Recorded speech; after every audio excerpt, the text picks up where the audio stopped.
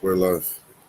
What's going on, Israel? Shalom, Yahweh Bashem Yahushua Barakatah to the brothers, Yahweh Shemarah, Friend Bashem Yahushua to the sisters.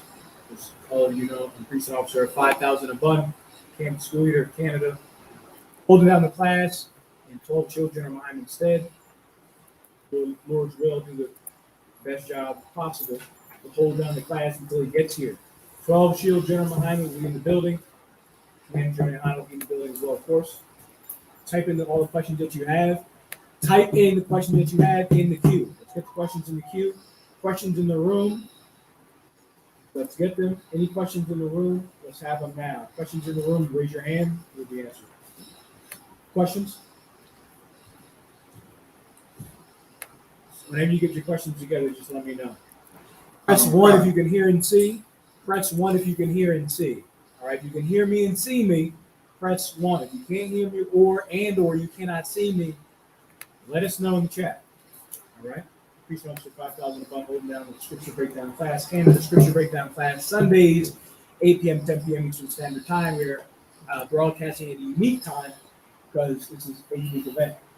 All right. We're at camp today, downtown, Dundas Square. Excellent.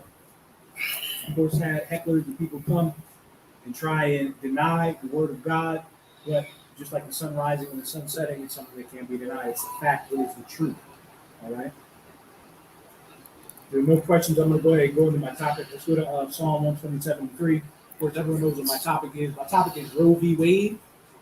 The recent Roe v. Wade decision that was had in the United States doesn't affect Canada as much, but it does affect the United States, and it does affect many feminist groups. You know, women's so-called women's rights groups. What I have yet to comprehend or understand is how abortion is a woman's health issue. How does abortion aid a woman's health? I don't quite understand that. I can see if this was a tumor that was going through your body. Some of you dragons out there, you would like to tell us and lie to us and tell us that yes, your child is a damn dragon. Your child, or the fruit of your womb is a damn tumor. Like a tumor, getting it removed means nothing. But that's a damn lie. Okay. Many women who have performed abortions have major depression. I know a woman through secondhand, a person that I knew, woman that I know, her friend, girlfriend, what have you, always says, such and such will be this old, such and such will be this old today. They never ever get over it. Never ever get over it. Also, they're traumatized by the sound of vacuum cleaners. I see we got a vacuum over here. Right. Click that vacuum on around some sisters once in a while. And they'll scatter like mice. Why? Because they're traumatized, man. Getting something sucked out of you like that is traumatizing. And taking a life is a life-altering event. Give me Psalm 127:3.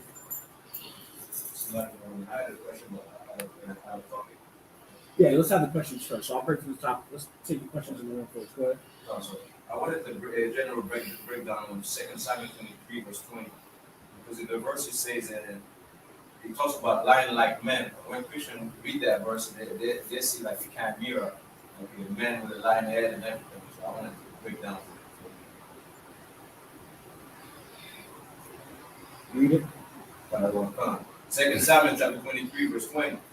And Benaiah, the son of Jehoiada, the son of the valiant man, Kabzeel, who had done many acts, he slew 2 lion-like men of Moab. He went down also and slew a lion in the midst of the pit in the time of snow. Okay, so he's saying lion-like means what? Lion-like man is like the half man and half lion, like type of chimera. No.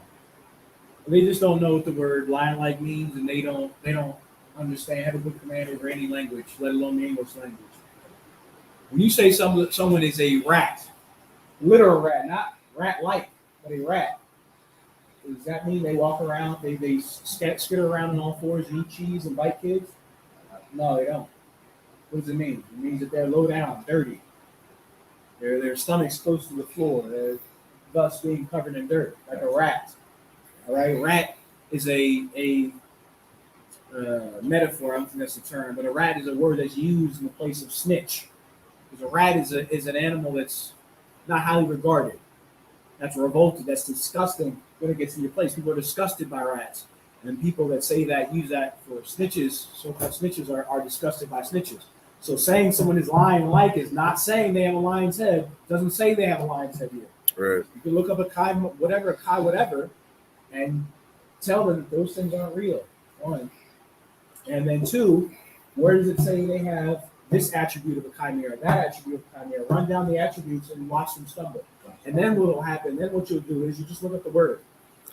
You look at the word, it says possibly lion-like, strong definition, okay? It's when it says Araya Allah is lion of God, that is heroic. So when it says these are lion-like men, these are men like the men that you see in the Kung Fu movies. Like good lion-like Kung Fu. They knew those fighting arts, right? You've heard the term tiger style, right? Sure. Crow style. They liken their fighting. The Orientals, who are the ancestors or who are the descendants of Moab, liken their fighting styles to different animals, to various animals. And so this is essentially what that's saying in 241. They fought like lions. They had a fighting style that was like lions, and these men were heroic. These men had great fighting ability, which is what makes it all the more glorious that it was a Benaiah killed them both. Both. 2-on-1. Average cat can't handle 2-on-1. That's why there's so many shootings in Toronto. Average cat can't handle a damn 1-on-1 fist fight, let alone two men, let alone two trained killers, which is what Benaiah was dealing with. Do we have ones in the chat? Can they hear us? I don't have any ones in the chat yet. Okay. Make sure you share this. I can share the Facebook link on Facebook and share it in the group also. All right. So that's what it means. It says lion like me and they were heroic. That's what you'll tell them. Otherwise, they'd have to show you where this says they had chimera attributes. It doesn't say that. Next. Any other questions? Sir, may I get a general breakdown on 2 Peter 2, verse 14? So I'm gonna grab it right now. It sounds too opposite.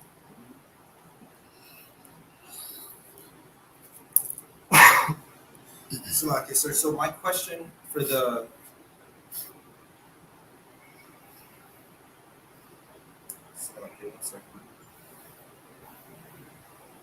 this is 2 Peter 2, verse 14.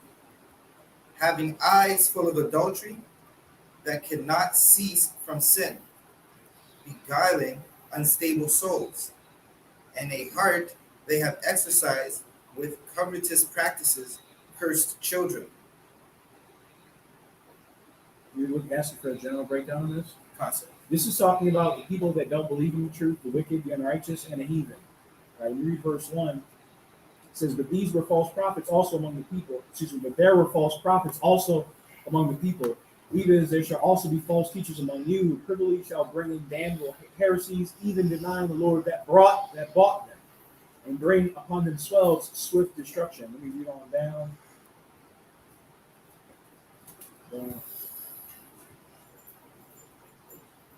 If you read in verse 9, the second half of verse 9, it says, and to reserve the unjust unto the day of judgment to be punished. Talk about the unjust. What do the unjust have? What are some attributes of the unjust? Having eyes full of adultery, like that goddamn Will Smith. Anyone that promotes the swingers lifestyle. Yeah, like anyone that pimps their woman out. They have eyes full of adultery. Constantly looking at other brothers' wives, other brothers' women, constantly looking at women that they know has a man that they can have sex with in a way that is sexual. Like you looking at a woman beyond, oh wow, she's cursed, she's a woman, whatever is good for that brother. Beyond, you're looking beyond that, you looking like, I wonder what she can do. I wonder what it looks like. You going a step ahead, and then through that act, through that thought in your mind, that thought leads to an act. Thoughts become things.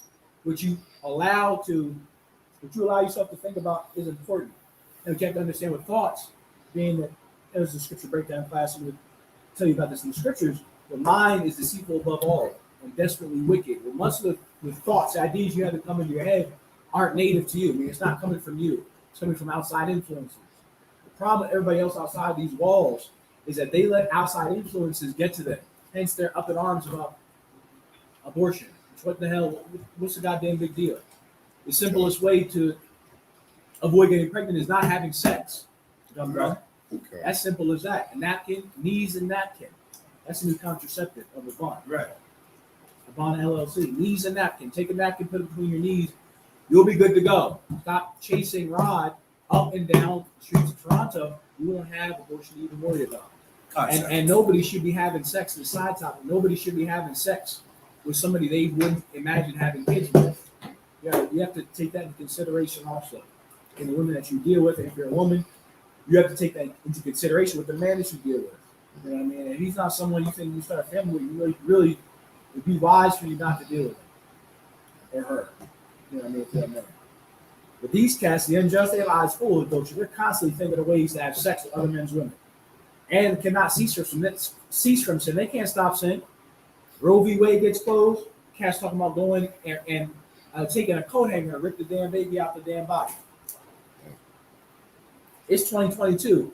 Everybody's talking about us. We were just a camp, right? Everybody's talking about the Bible. F the Bible, that's old, right? They talk about all this stuff is old, this is that. And you'll ask them the same thing about ancient religion, child sacrifices, right? Of false pagan religions. Yeah. You ask them about that, they'll be like, oh, pagan child sacrifice, that's old. That's old. This is 2022, but in 2022, they still straight up sacrificing kids, man. And that's in the scriptures as well. You want to take the class, Jeff?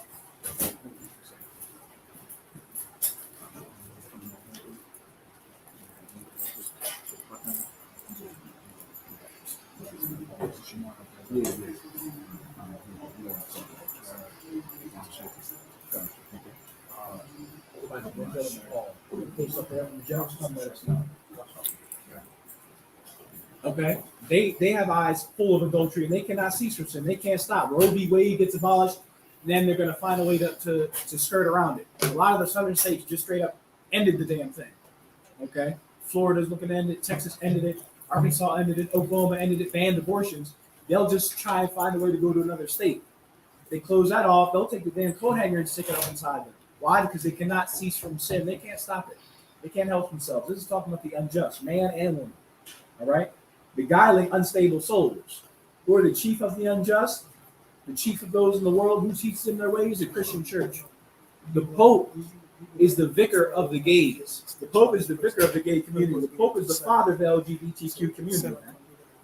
And he beguiles unstable souls by saying God loves everybody. The Roman Catholic Church changed their stance on the so-called gay community. They threw their hands back. And they better throw their damn hands back because half their damn congregation is gay or lesbian. Why? Because they molested all the damn kids. That's the Catholic Church. The guy in unstable souls. Those that are unstable.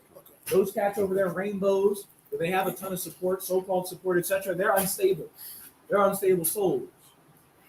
Our sisters that are lost, single with kids, what have you, unstable.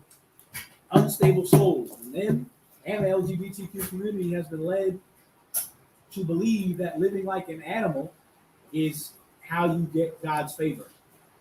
Right? They say it's a sin to not sin. Right?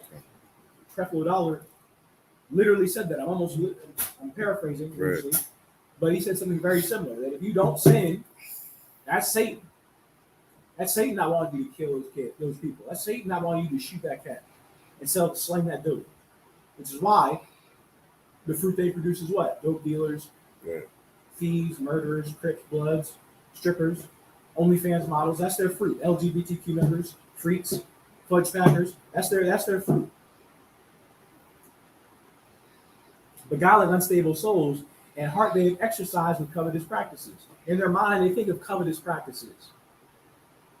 They think of how to take something that someone else has. They think of how to get something from someone else, which is in and along the lines of adultery. Adultery, part of what causes it is wanting something that someone else has. And if you have that spirit, you want to temper it. Temper it with what? Temper it with understanding that the things you have are good enough, man. The rib you got, excellent. You want another rib, get another rib, get counsel on it. But don't desire another man's woman. Because this woman is attractive, or looks better than yours, whatever nonsense. We think, whatever idiotic thoughts come into our mind, don't let that come in you. What do I mean by don't let it come into you? You want to fight wickedness with righteousness. So you're thought to do something that's evil. You tell yourself in your mind, no, I'm not going to do that. That's not what we do. You got to go to war with yourself in your mind. And with your members. That's what Paul discussed. That's what Paul talked about. You get my point? Okay. These people don't. These people can't stop sinning. And that's the only reason there's even a big fuss about Roe v. Wade. Why the hell is it a big deal? Like, why are we talking about families and starting families? Why is that such a political issue? The main function of human beings is what? To keep the law, statutes, experience of the Most High. What he programmed into us since the beginning, the first order given to man was what? Who knows? So like the other one, be fruitful and multiply. Be fruitful and multiply. That's every organism wants to multiply. Right. So if a woman standing in your face telling you, screw that, there's something off. She's out of order, like a broken toilet, like a car that's broke down by the side of the road. So she may look like 24 karat gold. Sorry, Juan. Yeah. So she may look beautiful. What's inside of her is disgusting. She's totally out of order. She's broken. And any woman that's up in arms and rife and striving on social media platforms about abortion is broken on a fundamental level. Right. Very deeply, deeply broken. There's something deeply, deeply wrong with them. All right? And those are the people that the Christian and Catholic Church love to bring in. They exercise with covetous practices. They don't do any of the work of a man of God and a prophet of God, but they get all the money for it. The Catholic Church has in control, the Catholic Church has in control $10 trillion. Catholic Church, we brought that to the limelight a few weeks ago. Catholic Church is in control of $10 trillion in assets. They do none of the work. The Pope decided to come out here to Canada. He's going to go kiss some Native American kids and go the hell home. Meanwhile, they just gave $80 billion of aid to Ukraine. The First Nation didn't get one red cent. They didn't get one red cent for their bones being found underneath residential schools. Meanwhile, Canada, I believe Canada also is paying the fake Jew. Paying the fake Jew still what happened 80 damn years ago. Okay. Most people who lived through or fought in World War II are dead. They're not alive anymore. They're still paying the so-called Jew.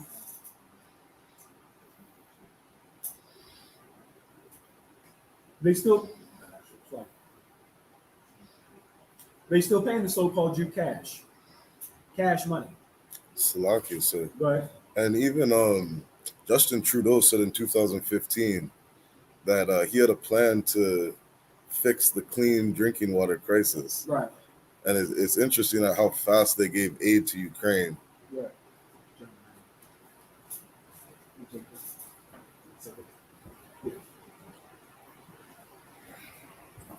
Yeah, it's interesting at how fast they gave aid to Ukraine as soon as all that stuff went down. But we're here 7 years later, and they haven't given a penny. Not a penny. Not clean drink, no clean drinking water. Some of those houses out there, they don't have doors, they didn't have insulation. Right. I know this firsthand. My sister and her children not having insulation in the woods up in Edmonton and whatnot. They don't give a damn about us, man. Why? Because they exercise by covetous practices. I'm loosely paraphrasing what the scripture just read. It was like 2 Peter 2:14, something like that. Which is the brother's question. Any other questions in the room? I have a question for Revelation chapter 16, verse 2. Revelation 16:2. I'm gonna get it right here. So Revelation chapter 16, verse 2, it reads, "And the first went and poured out his vial upon the earth, and there fell it noisome and grievous sore upon the men which had the mark of the beast, and upon them which worshipped his image." Now, that mark of the beast, it will be Caesar Borgia. Can I use that precept as a precept for Caesar Borgia? The mark of the beast? Right. No, the mark of the beast is not Caesar Borgia. That would be the image of the beast. That's his image. That's the representation. The mark of the beast is the trademark, right, of the beast. You mark your trademark, right? Yeah. You get a box of Oreos. You know it's a box of Oreos. How? How do you know you're getting a box of Oreos, not a box of Thin Mints? Who knows? What was that? How do you when you're at the store, you want Oreos? How do you identify Oreos? You see that you see the image on the package. You see the image. Right. You see the color, the texture, the shape of the box, the price range, maybe. Okay. The mark of the beast is that same mark, right, or similar mark, right, similar trademark, but it is a mark that's on people. It goes in your right, it's in your right hand, or it's in your forehead. That mark, that trademark, is the religion or the belief system that people have. Why? Because that religion and that belief system is what causes them to do the same things as the beast, to have the mark of the beast, the trademark, right? To have his practices, his culture upon them. The mark of the beast, literally, it can be summed up in one word: Christianity. Right. Because it is Christianity that causes you, with your right hand is what? Your strength. Most people are right-handed. I'm not right-handed. My left hand is my strength. The right hand signifies what? Strength. In their right hand, right, they have the mark of the beast, and their forehead they have the mark of the beast. Meaning what? Their strength is doing what the beast does. You have a cattle. You have a cow, right? How do you know a cow is owned by a specific owner? He's branded. Right. These cattle have the mark of the beast on them. They're branded by the beast. When you look at them, you know, oh, they're Christians. You look at them, you know, oh, they work for this kingdom. Oh, they're in line with this system of things. How do you act to be in accordance with this system of things? Sell drugs. You wouldn't know that selling drugs is illegal listening to rap in Canada. Okay. You would have no idea being a crip is illegal. You would think it's just cops and robbers. You just play it on the yard. You would think it's totally legal. You wouldn't think it's against God to have an OnlyFans account to show yourself nude on the internet with all these OnlyFans accounts, following, chromizing them. You wouldn't think it's wrong. You wouldn't think it's illegal because it's the status quo. And the people that follow the status quo have the mark of the beast. They are going to die. Okay? Why? Because the mark of the beast is the trademark, is the actions that they take, which identifies them with the beast, which shows that they are owned by the beast. You understand? It's Christianity. Why? Because Christianity causes you to do the things that show you are marked by the beast. It shows that the beast owns you. How you specifically. It's Christianity. That's the mark of the beast is. Now, in Revelation 16:2, it says what? That a noisome sore would fall upon those that have the mark of the beast. What is that noisome sore? That noisome sore is the monkeypox prophesied in the Bible. That's a noisome sore. You get that damn monkeypox, you look like a Native American on a reservation in 1860. Right. You look like one of the Native Americans that Lincoln was taking a picture of before he hung them by the dozens. That's what those people look like. Why? Because they have the mark of the beast. They have the mark of the beast. They are marked by the beast. Who is the beast? The beast is a slave master, specifically the Greco-Roman Empire and their daughter America. Which, if you are a LGBTQ member, you are practicing the culture of the Greeks, and you're practicing the religion of the Greeks. Pedophilia, all that stuff, that is all religious. Sex, what you do with your body, it is all religious. You're not religious. You are Christian, all of you. Women that believe to live free and do what they want, that is a religion. That is a belief system. It clearly is a religion because when we tell you to close your damn legs, you're ready to spit on us. It's a religion. It's people vehemently fight for that. Guess what? People that believe in that religion, the people that do those things, the people that are marked by this beast by their actions, right? Which is how you know someone has the mark of the beast, by how they act. Right hand you use to do things with your, you use to do things that require strength. Your mind, you think about things. What's on your mind, what you're doing. Okay? People that do things that the beast would do, they're going to have noisome sores. What's that noisome sore? Monkeypox. What's another noisome sore? AIDS. AIDS was killing everybody. Kamazania. You remember that quilt they made, sir, if I could? The AIDS quilt in Washington, D.C.? It covered the whole damn city. Everybody was getting a good night's rest. You, the mayor, the homeless cat. It was the size of the damn quilt they made, sir. Why? Because the noisome pestilence, a noisome sore fell upon them. With monkeypox, it's a literal sore. With AIDS, it's a sore within your body or pestilence in your body. So that's what that's talking about. It's another precept on plagues and diseases befalling those that are Christian. Befalling those that are branded by the beast. They do what the beast wants them to do. That's how I break it down, right? So like y'all ones, if I may. Go ahead. So that mark of the beast, okay. So you just said you established that it is Christianity. Would it also apply to other religions? Any other religion, yes. Anything that is not the truth can be applied to the mark of the beast. The beast, when you go into, it was in Ezekiel 31, the beast, the other nations are likening him to a beast. All right, let me get that piece of please. In Ezekiel 31. Any questions online? No, sir. It is Ezekiel 34. So, Sure. 1 second. Yeah, Ezekiel 34 and 8 for the beast. Precept for the beast being the other nations. All right.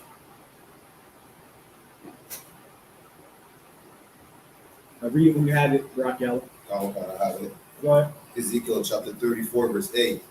As I live, said the Lord God, surely because my flock became a prey, and my flock became meat to every beast of the field. Who is the Lord's flock? The Lord's flock are the Israelites. Okay? The Lord's flock, his flock are the Israelites. And they are prey. We are prey in this place. We are preyed upon in this place. Continue. Because there was no shepherd. Because there was no shepherd. There's no one to lead us and guide us up here in Canada. No one but the Israelite School of Universal Practical Knowledge. No one in the First Nations community to do it that gives a damn. No one in the West Indian community, so-called West Indian community, to do it that gives a damn. No one in the so-called American Black community, African American so-called community. No one in the Latino community. Because of that, we are a prey. We are meat to every beast of the field. These nations are likened unto the beasts of the field. You understand? The flock, the Israelites are likened unto beasts as well. Sheep. That's what we're likened unto. We're the lost sheep of the house of Israel. All right? And the other nations are the beasts of the field. So when it says the mark of the beast, the mark of the nations, of the other nations, their trademark, doing what they do.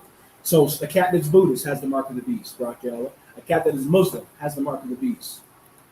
A cat that believes in Catholicism or baptism or is a Seventh-day Adventist, he has the mark of the beast. Jehovah's Witnesses for sure have the mark of the beast. I have another question. Go ahead. So that precept, Ezekiel 34 and 8, right? It's compared to other nations as beasts of the field. So can I use that precept that show that the serpent that was stalked in Genesis, right? Perfect precept. Serpent. This is a perfect precept. Right? It mentions beasts in that chapter as well, correct? Right. It mentions that. Let's get that precept too on where it mentions beast in Genesis. All right, so I get it right. The other nations are likened unto beasts of the field. Israelites are the lost sheep of the house of Israel. We're likened unto sheep. All right. Brother's going to get that precept. I have the precept in Genesis. Go ahead. So it's Genesis chapter 3, verse 1. Now the serpent was more subtle than any beast of the field. Serpent was more subtle than any beast of the field. The beast of the field in the scripture is talking about the other nations. The precept was in Ezekiel 34 and 8. The Lord likens us to what? Sheep, and likens the other nations to the beasts in the field who are eating us, who are devouring us. That's who we're being devoured by in Montreal. That's who we're being devoured by in Toronto. That's who owns all the businesses. Right? They're building a subway rail through Little Jamaica, destroying a historic location of Toronto, Little Jamaica. Right. We drove through Chinatown today, sir. There's no construction going on in Chinatown. They're not closing a damn thing. Why? Because the Chinese would get together and they would shut the city down. Okay? The blacks, Latinos, and natives, we are a prey. We are a prey to the beasts of the field. To these other nations. Next question. Can I get a general breakdown of Revelation chapter 6, verse 1 through 8? God, we can run through that so the general gets here. When the general gets here, I'll have him answer it, all right? But I've heard the breakdown before. All right, so he can pick up from wherever we leave off, all right? But let's get Revelation. We're Revelation 6 and 1 to those of you online. If you're online, type in your questions now. 12 Show General Mahayaman, Commanding General YAHANNA will be in the building shortly to take all of your questions. So I will get your questions in the queue, get them queued up. Computer manager, Shari, what you want to do is you want to open up Notepad on your computer. All the questions, they're going to start rattling when the general gets in. You just copy. We normally do search and copy and paste them. Okay, Copy and paste them into Notepad. So that when he asks for the questions, you can just scroll through those. And you're not missing questions, all right? You get it from the top on down, all right? Revelation 6 and 1. Go ahead and read it. Revelation chapter 6, verse 1. And I saw when the Lamb opened one of the seals, and I heard it. Stop. Who's the Lamb?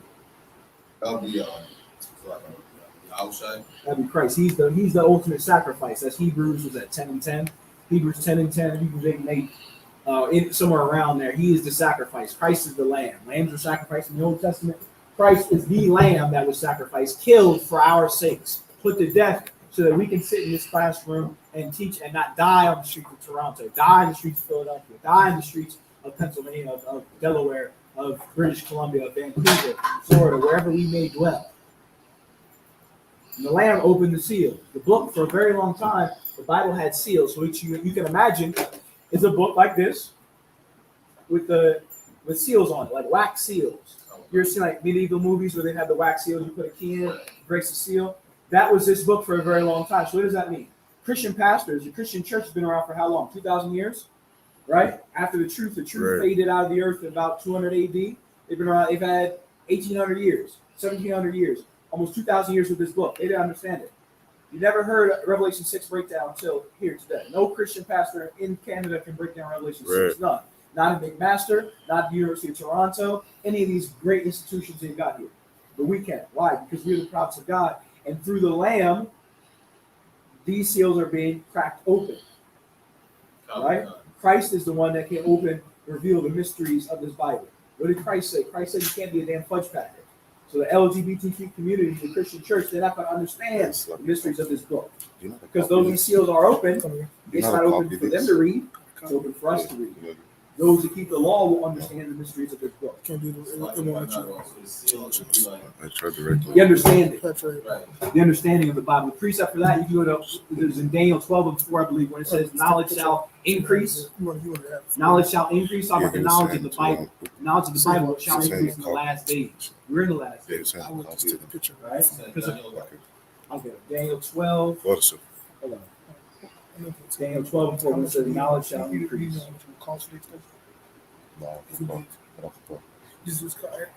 might be like $40 every hour or something. You just confirm for me. Just in case we might not need it. Phone console.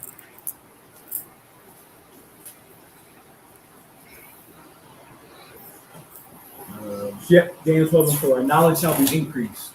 So we're talking about the knowledge of the Bible. Why? Because for a very long time, the Bible was not known, not understood. Right? I believe it's in the which one? You want me to read the precept out one? Yeah, you can. This is the book of Daniel, chapter 12, verse 4. But thou, O Daniel, shut up the words and seal the book. See that? Shut up the words and do what with the book? Seal the book. Do what with the book? Seal the book. See that? Around the time of Daniel, the book was sealed up. And then Christ came and opened the seals of the book. For a very long time, we read the Bible, and people across the world read the Bible but didn't understand it because the book was sealed. Seal the book. Keep reading. Even to the time of the end. Even to the time of when? Of the end. Even to the time of the end, Barak Yallah. When was the end?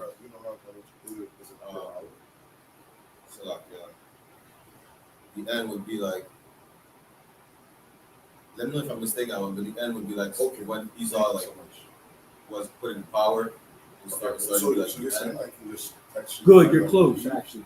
The end is when Christ was put to death. Give me that. Give me it is finished. When he said it is finished. Hold on. Hold where you're at, which is Daniel 12 and 4. Okay, perfect. Thank you so much. John 19:30.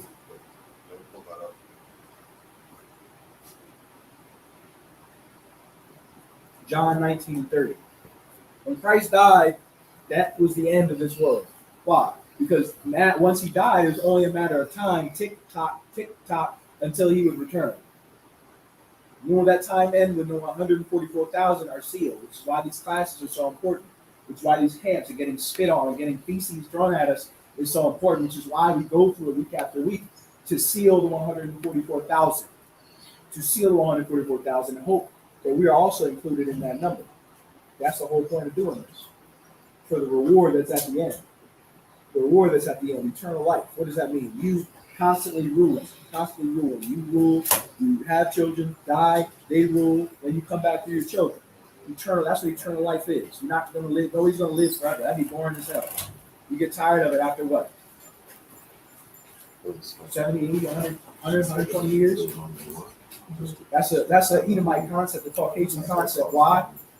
Because they have a God complex. They want to be like God. The eternal life is you living through your children, ruling the planet Earth. All right. Let's get on Matthew or John 19 and 30. This is when the world ended. All right. This is when the world officially ended. Come on. I got that one. It's the book of John, chapter 19, verse 30. When Yahushua therefore had received the vinegar, he said, "It is finished." And he bowed his head and gave up the ghost. See that? See that, Barak Yalla? Oh, God. When he took that vinegar, he didn't take the vinegar, excuse me, he spit it out. They offered it to him. It was in his mouth. He spit it out when he found out that there was gall or poison in it to put him to death faster, like similar to like a lethal injection, right? When he rejected that, said it is finished. What's finished? This world is finished. You get my point? This world is finished. Why? Because Christ is the Lord of Lords and he's the King of Kings. He is the reincarnation of Solomon. Solomon was set to do what? To have a kingdom that would rule forever, right? The throne of David was set to rule Israel, who would rule the world forever. And Christ is that man who would sit upon the throne of David to rule forever. When he said it is finished, that's it. Now we're just tick-tock, tick-tock. That was 2,000 years ago. Imagine how close we are now. Come tomorrow, next week, 2 weeks from now. Tick-tock, like a 24 episode. It's like a cat. Either of you want to take? No, it's all right. So drop that, take you back to Daniel 12 and 4. God. For sure. Daniel chapter 12, verse 4. But thou, O Daniel, shut up the words and seal the book. That's the seal, precept for the seal in Revelation 6. Go ahead. God. Even to the time of the end. Even to the time of the end. So once Christ left, and the prophets came on the scene in Acts, and when the prophets came back on the scene now in the end, right? Now the seals are being opened. Now the knowledge of the Bible is being known for real again. Right. So before the Christian church, what were they doing? They're out there on Dun and Yon just talking. Really just to talk over us, not pulling any scriptures, not saying anything about the Bible. If you notice, when we were out there at camp, the cat that was talking about us saying God loves everybody and for God so loved the world, he had the LGBTQ colors on his little sign. Oh, good night. He did while he's talking. Probably one of them himself. Probably just got back from a gay bar or the damn concert. Cleaned himself up, wiped his mouth, and then put a microphone in his mouth, replaced what he had before with a microphone, and started speaking more nonsense. Started spewing more filth. Right. More filth came in, then filth came out of his mouth.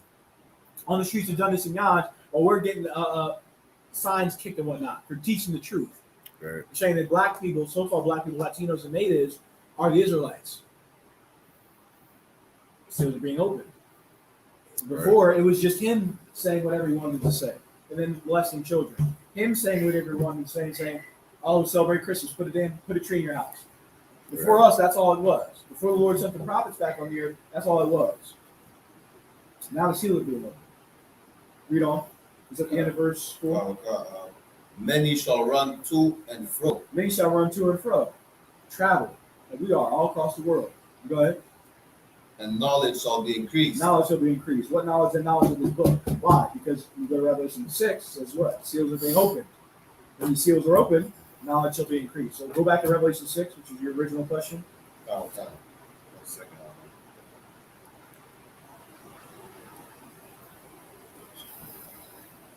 So Revelation 6, chapter 6, verse 1. And I saw when the Lamb opened one of the seals, and I heard, as it were the noise of thunder. As it were the noise of thunder. Go ahead. One of the four beasts saying, "Come and see." One of the four beasts saying, "Come and see." Continue. Verse 2. And I saw, and behold, a white horse. A what? A white horse. A white horse. Go ahead. And he that sat on him had a bow. And he that sat on him had a bow. Go ahead. and a crown was given unto him, and he went forth conquering and to conquer. And he went forth conquering and to conquer. What is this? What do these horses symbolize? These horses, bronchials, are spirits. They're vibes that would go about the earth before the world is destroyed, before Christ returns. That first horse, and what you have to understand also, bronchials, these horses aren't necessarily in chronological order, meaning the first one doesn't necessarily come, and the second one comes, and the third one. You'll have the first one and the third, the first and the fourth, the second and the third. You get my point? So this first horse, this white horse, is the spirit of Christ of Yahushua, which does what? Conquer. That's what we are doing. We are conquering. We came to Canada from Syracuse, New York, from Philadelphia, myself included, from different parts of Canada, from North Bay, from Montreal. We came here to conquer. We're not coming here to smile, join hand in hand, and kiss homeless people. We came here to conquer. That's what we did.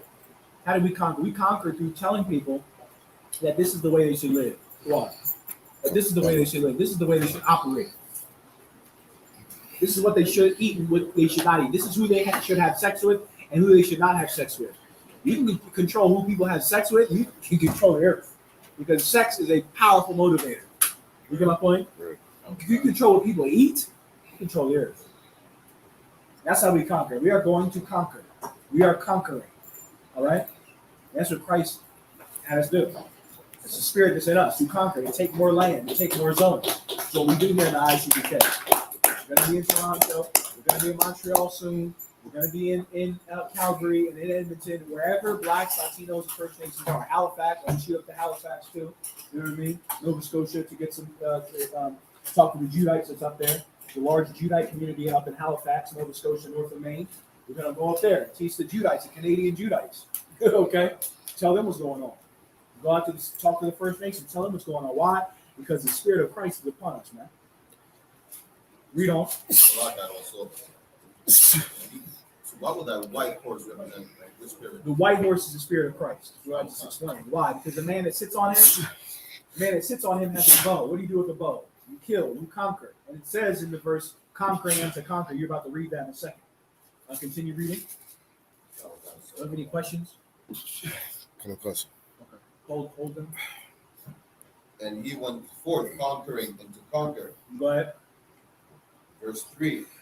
And when he had opened the second seal, I heard the second beast say, come and see.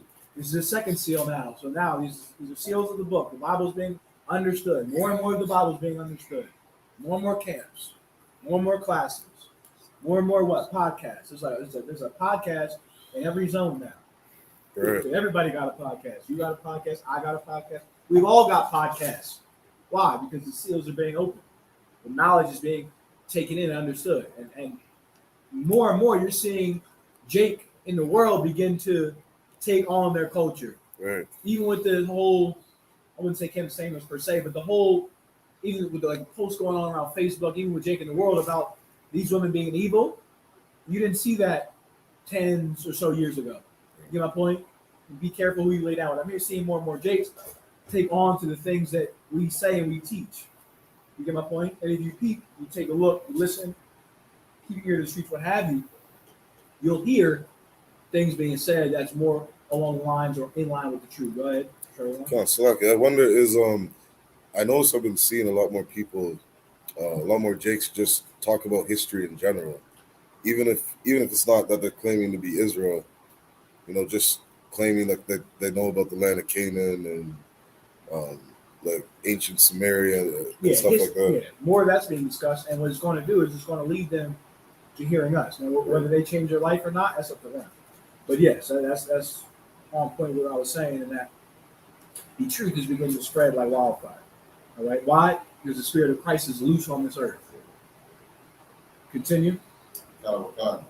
Verse 4. And there went out another horse that was red. And there went out another horse that was red. This horse, Brachial, was red.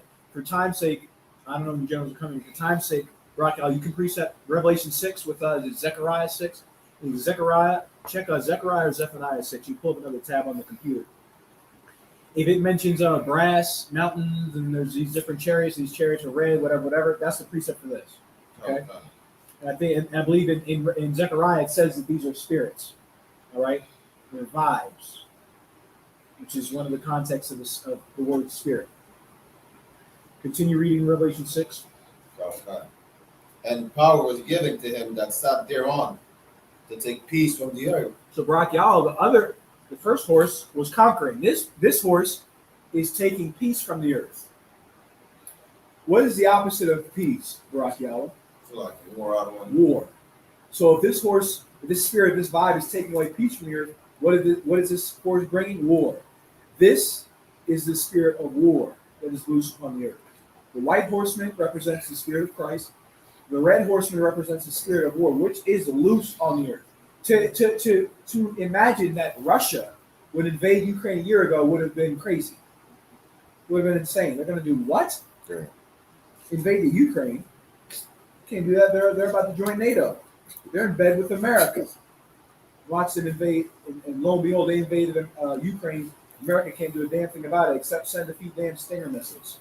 We'll send you more Stinger missiles so more of you can go ahead and die. That's all these little silly aid packages we're sending to Ukraine.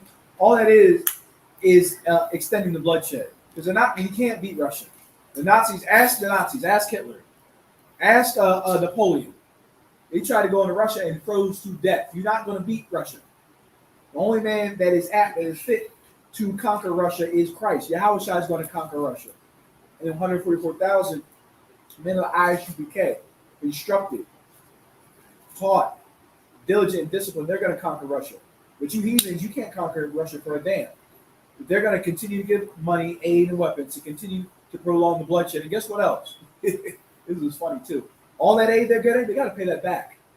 That's not free. They got a loan. That's what that is. That's a loan. The one they got for the World Bank is 1 point something. It was a trillion. It was in the billions.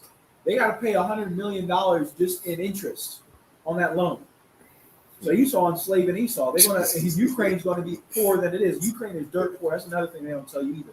They said that country has iron ore and all that. Those are backwater, trailer trash, Eastern European garbage over there in Ukraine. That's not they're not high up amongst Esau. You get my point? So which is why they're allowing a war to happen over there, because even amongst Esau, there's hierarchy. I'm going off on a tangent. We'll get back into the verse. Even amongst Esau, they have the upper echelon, which would be the British, the Germans would be next. And you have the French, Dutch, Spanish, what have you. The Russians and Slavs will be on the bottom. They're called the Slavs, Eastern Europeans, because that word means slave. They're routinely enslaved by the Western European Edomites and, the few Jakes that were in power in Western Europe. And the Arabs as well had them in slavery. Okay, but I'm going off on a tangent. Let's read on in Revelation. Spirit of war. This is what's loose, taking peace from the earth, which is why Vladimir Putin invaded Ukraine. He's threatening to invade Finland. Finland, you go ahead and try to join NATO if you want. He'll knock the cinnamon rolls out of you. He'll knock the skier and the vodka out of you. That's what'll happen next. You're gonna get attacked by Russia next. You try to join that damn NATO. And when you join NATO, all you become is America's pimp anyway. America's new John anyway. Okay? Serving America's interests. But it doesn't matter. It's to none effect. Why? Because the spirit of war is loose upon the earth. Go ahead. And that they should kill one another. See that? And they should kill one another. And aren't they doing that in Ukraine? They kill a brother. The death toll is it's like 50,000 people. I'm like, what? 50,000 people? They're worried about cholera outbreaks. You think you in sub-Saharan Africa? Oh, you in Kyiv or Donetsk or Luhansk? But they're worried about third world country diseases. As African, no sewage, dead body, dead rat, monkeys, crocodiles, whatever in the lake, dead. And about to drop dead of cholera. They worried about cholera outbreaks in Ukraine. Who would have thought? The Lord would have thought. Why? Because he's letting the spirit run loose upon the earth, and war and mass shootings and all these things are going to increase. In America, the only solution they had is now to give everybody guns. You saw that where they're beginning to strengthen the Second Amendment, which is the right to bear arms in the United States. Now everybody's going to have a damn shot, which means what? Everybody's getting shot. That's what that means. It's not going to stop school shootings either. Everybody's getting shot because everybody has a gun. Why? Because the spirit of war is upon the earth. People are just going to start fighting and killing one another. Right? Right. Continue. Okay. And there was given unto him a great sword. There was given unto him a great sword. Go ahead. Verse 5. And when he had opened the third seal, I heard the third beast say, Come and see. And I beheld, and lo, a black horse, and he that sat on him had a pair of balances in his hand.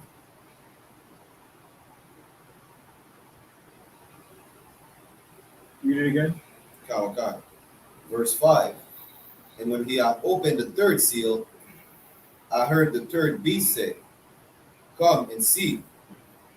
And I beheld, and lo, a black horse, and he that sat on him had a pair of balances in his hand. So, Adia, this is Rakiala. This is the third horse, white, red, and now black. And the man that sits on this black horse has a pair of balances in his hand. Balances you use to do what? Weigh things on a scale, right? Read on. But that wasn't for the verse I want. Continue reading. Okay. What would that black horse represent? I'm going to keep reading. We're going to get it. It's going to explain in the next verse. Verse 6. And I heard a voice in the midst of the four beasts say, A measure of wheat for a penny, and 3 measures of barley for a penny. Mm-hmm. And see thou hurt not the oil and the wine. Okay. So he has balances. Right. So he's going to do what? He's going to weigh something. And then he's told an angel shouts out, 3 measures of wheat for a penny, 3 measures of barley for a penny. Those of you living right now watching the news will think, what the hell does that mean? Because barley is not a penny. Barley is $1 million Canadian dollars. Right? Gas is out the wazoo. Gas back in the States, back over in Buffalo, it's $5 a gallon, $4 a gallon. It's just insane. So what does this mean? What is this talking about? What this is speaking about, Barakiala, is food crises. Now, when would food become cheap? Who knows? It's like you said, when it's no good. When it's no good. There's little food on the shelves now, right? Yeah. In a second, there'll be food on the shelf. They'll get the food back. Yeah. The food's not going to be any good. The food's going to be poison. You're going to eat it and drop dead. You don't believe me? Go ask Africa. The Russians right now are sitting on millions of pounds of grain right now coming out of those Ukrainian ports, and they say, you're not moving a goddamn anchor. We're going to blow this place to hell. Okay? We got cruise missiles locked and loaded on those grain trucks, and nobody's moving. But guess what? The Middle East and Africa, they need that grain. Okay? And right. so they're dealing with the Russians saying, look, move the grain. Pretty much Putin's telling them, all right, give me a bag. I mean, you give that, you slide that cat a couple of rubles, he'll give you what you want. Okay? All they're going to war for is money. It's all it's ever about, money and oil, power, and really greed, wanting more than you need. All right? So they're going to slide Putin somebody, all right, look, just let this grain go. They're going to let that grain go, and those Africans are going to drop dead. Why? Because the grain's going to be spoiled. Guess what? They're going to sell that grain cheap on the dollar. Pennies on the dollar. Yeah. That's a scripture. That's a precept in the Bible. Give me men shall think victuals so good cheap. This is a precept for this verse, Brachial. It says a measure of wheat for a penny, a measure of barley for a penny. This is speaking about famine, food crises that lead to famine. Why? Because the food that you're going to get, your barley, is going to be worth less, right? Barley's going to be a measure of barley, which a measure would be like, anyone know about bushels? Bushels is about what you can carry in your hand. It's approximately what a bushel is. I'm not a farmer myself, but a bushel is a measure of wheat. So a bushel would be like as much corn as you could grab in your hands, making a circle, right? About a bushel, a certain measure. That measure of wheat is going to be worth nothing. Why is it going to be worth nothing? People need to eat. It's going to be worth nothing because if you eat it, you're going to die. Right. Men shall think victuals look so good cheap. It's in our second Ezra. Come on, sir. But it's the second Ezra, chapter 16, verse 21. Behold, victuals shall be so good cheap upon the earth, that they shall think themselves to be in good case. And even then shall evils grow upon earth, sword, famine, and great confusion. All right, men shall think victuals so good cheap. Read that. Read after that. Come.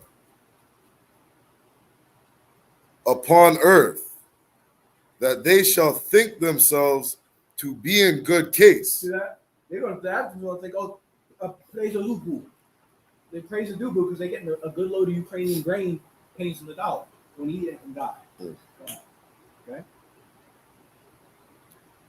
And other food crops, food staples as well. Notice it said barley and wheat. Barley and wheat are what? Those are food staples. If you were in the Roman Empire, you were in the Roman army, you didn't move unless you had that bread. The bread that they made, I forget what it was called, but they had a bread made literally from barley and wheat. If you were an army, back in the day, before MREs and these processed foods that you can now package and store and move, what did people eat? Bread. And during the Civil War, they ate what? Hardtack, right? Why? Because barley and wheat are staples of society.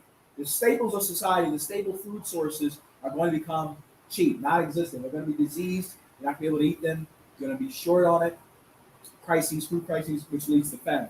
That's this horse. It's the spirit of famine.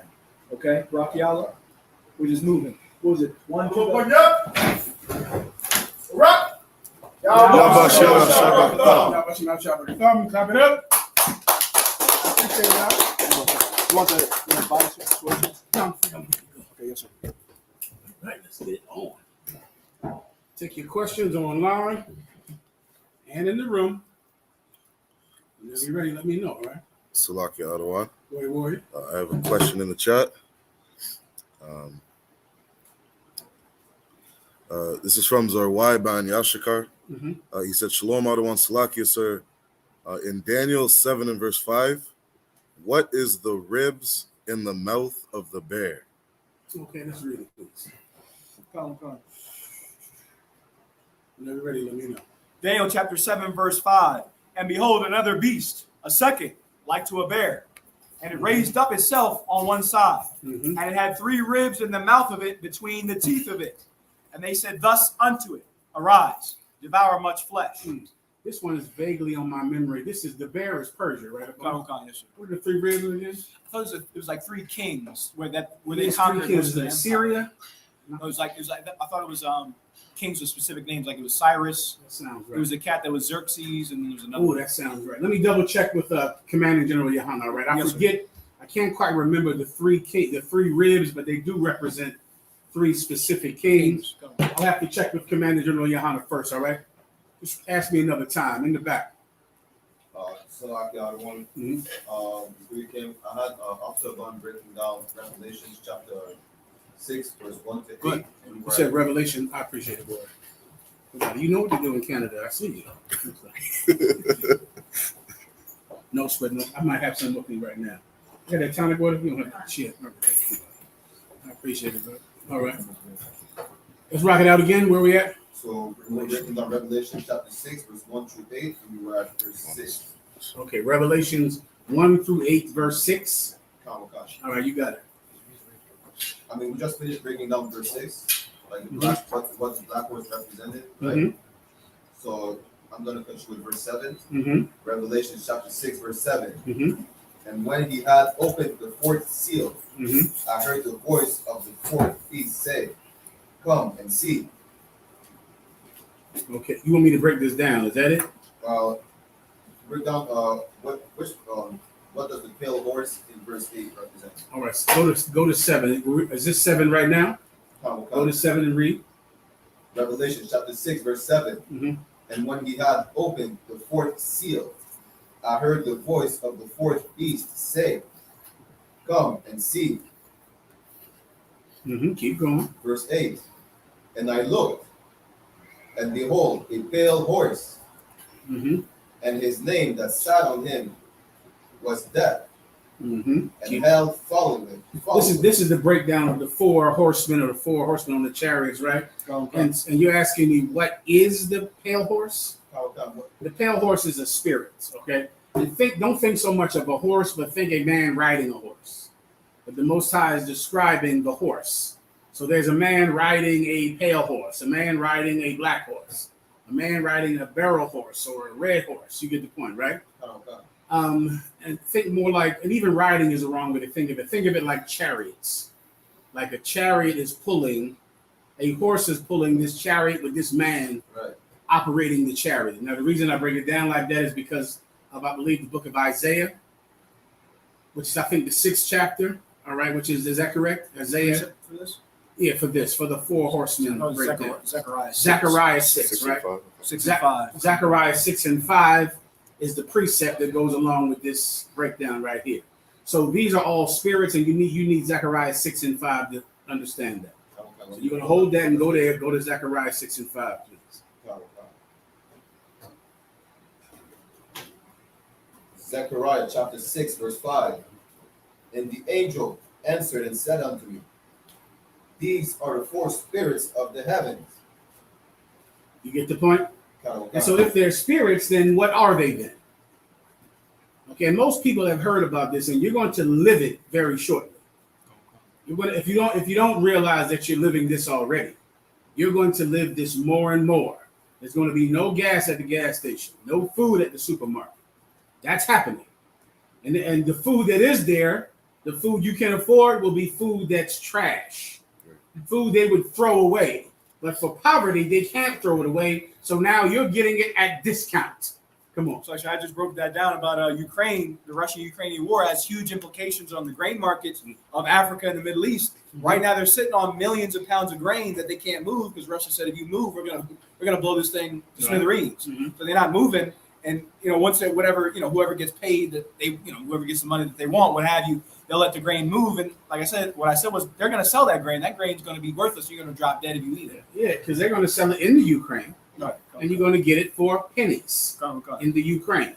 You're going to get cows that died, cows that just dropped dead by the thousands. Okay. And as opposed to burning them or throwing them away, they're going to sell those cows, and you're going to thank the Lord that you get it. Because if not, the supermarket would have nothing, right? So if you don't understand that you're living through the time that these spirits are what? On the run, which is why they're depicted as horsemen. They're on the run, then you'll see it very shortly. All right? Forget about the war and the death, this entire abortion thing. Now think about it. The abortion debate, right, which is raging right now all throughout North America, right? The only states that are affected by it are states that don't want abortion. Do you understand? Meaning, you're going to be able to get an abortion. If you're from New York, you can kill your baby just like you could last year. If you're from California, my God, listen, California said that because there's no more federal law enforcing a woman's right to an abortion, they're going to increase the ability for a woman to get an abortion, meaning if you're in California, you'll be able to get one right up until delivery. Now go look that up. 8 months, you'll be able to have an abortion in California because they'll have to respond to the fact that the federal law is taking away a woman's right to an abortion. So in places like California, New York, give me some other places, places that love abortion. Places, Oregon, they're going to increase it. So you'll be able to get an abortion right up until birth. For any reason, you won't have to notify your parents. Age won't matter. They'll increase your right of it, right? Your right to have an abortion. I appreciate it, boy. So then the only states that really anything will change in it is about 14 states. And the reason it changes in those states is because those states don't want abortion. You get my point? The people, even the women in those states, the majority of them are against abortion. And they vote for candidates who are against abortion. So the only thing that this verdict even changes is what? It makes people angry. And that's it. And there's a pill that you can take to kill your baby. It's called the what? Abortion pill.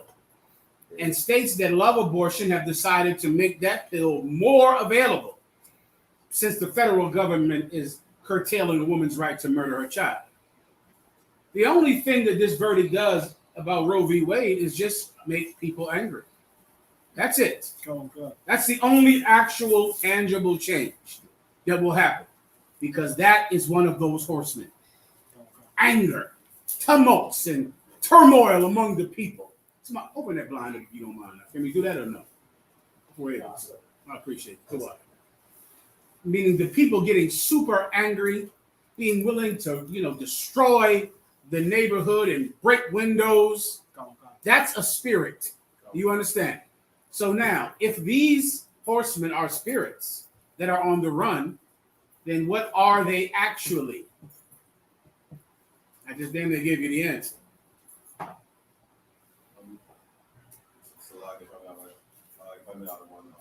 Well, what is a spirit anyway? What's a spirit?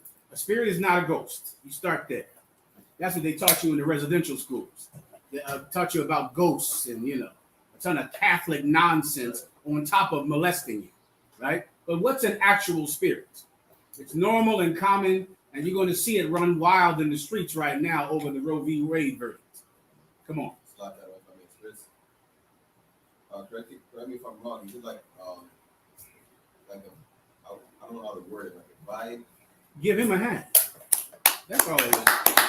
You know what a spirit is? A spirit is a mood, a vibe, the way you feel, right? The way you feel. So everyone being angry and mad as hell, they all have the same spirit. Right. Everyone not caring and not giving a damn about the loss of children and not caring about what happened to the tribe of Gad at the residential schools, not caring about how many Gadite sisters are missing and Gadite daughters are missing. Being complacent is also a mood. It's a spirit. And in Canada, the blacks and Hispanics in Canada are amazingly complacent. Right. They could absolutely care less about their brothers and sisters in Canada. Who knows why? Because black people, the Haitians, the West Indians, the black people in Canada have went through what they went through in the residential schools since they came to Canada. All of your fight has been beaten out of you. That's what they did in the residential schools, right? In the residential schools, the teachers and the principals beat you and cut your hair until you did nothing but comply to oppression. But what happened to black people and Haitians and West Indians in Canada? The police did the beating.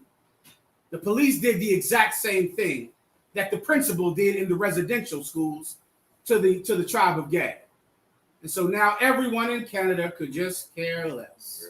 When you are under the exact same oppression that your brothers and sisters suffer in America, in the States, you're under the exact same oppression, and I'm going to prove it tonight. Many people think it's worse in America. America's so much worse than Canada. It is not. The problem with Canada is that there's so few of you, and you've been beaten so terribly. And your beating has been state sanctioned the same way slavery was state sanctioned. And because of that, you have the spirit of complacency. That's where the spirit is, all right? And these spirits are going to run wild. The spirit of death. That's the pale horse. Do you understand? And just so you can understand, a pale horse is a horse that's like, gray and beaten, like an old. Pale is like a term meaning sick. You understand? Like the sick horse. You got a red horse, you got a burl horse, you got all those horses of different colors to describe what the vision was. And then this pale horse is like a little sickly, raggedy horse. You get my point? All right. I believe that's your question. I appreciate the scotch. It smells good from here.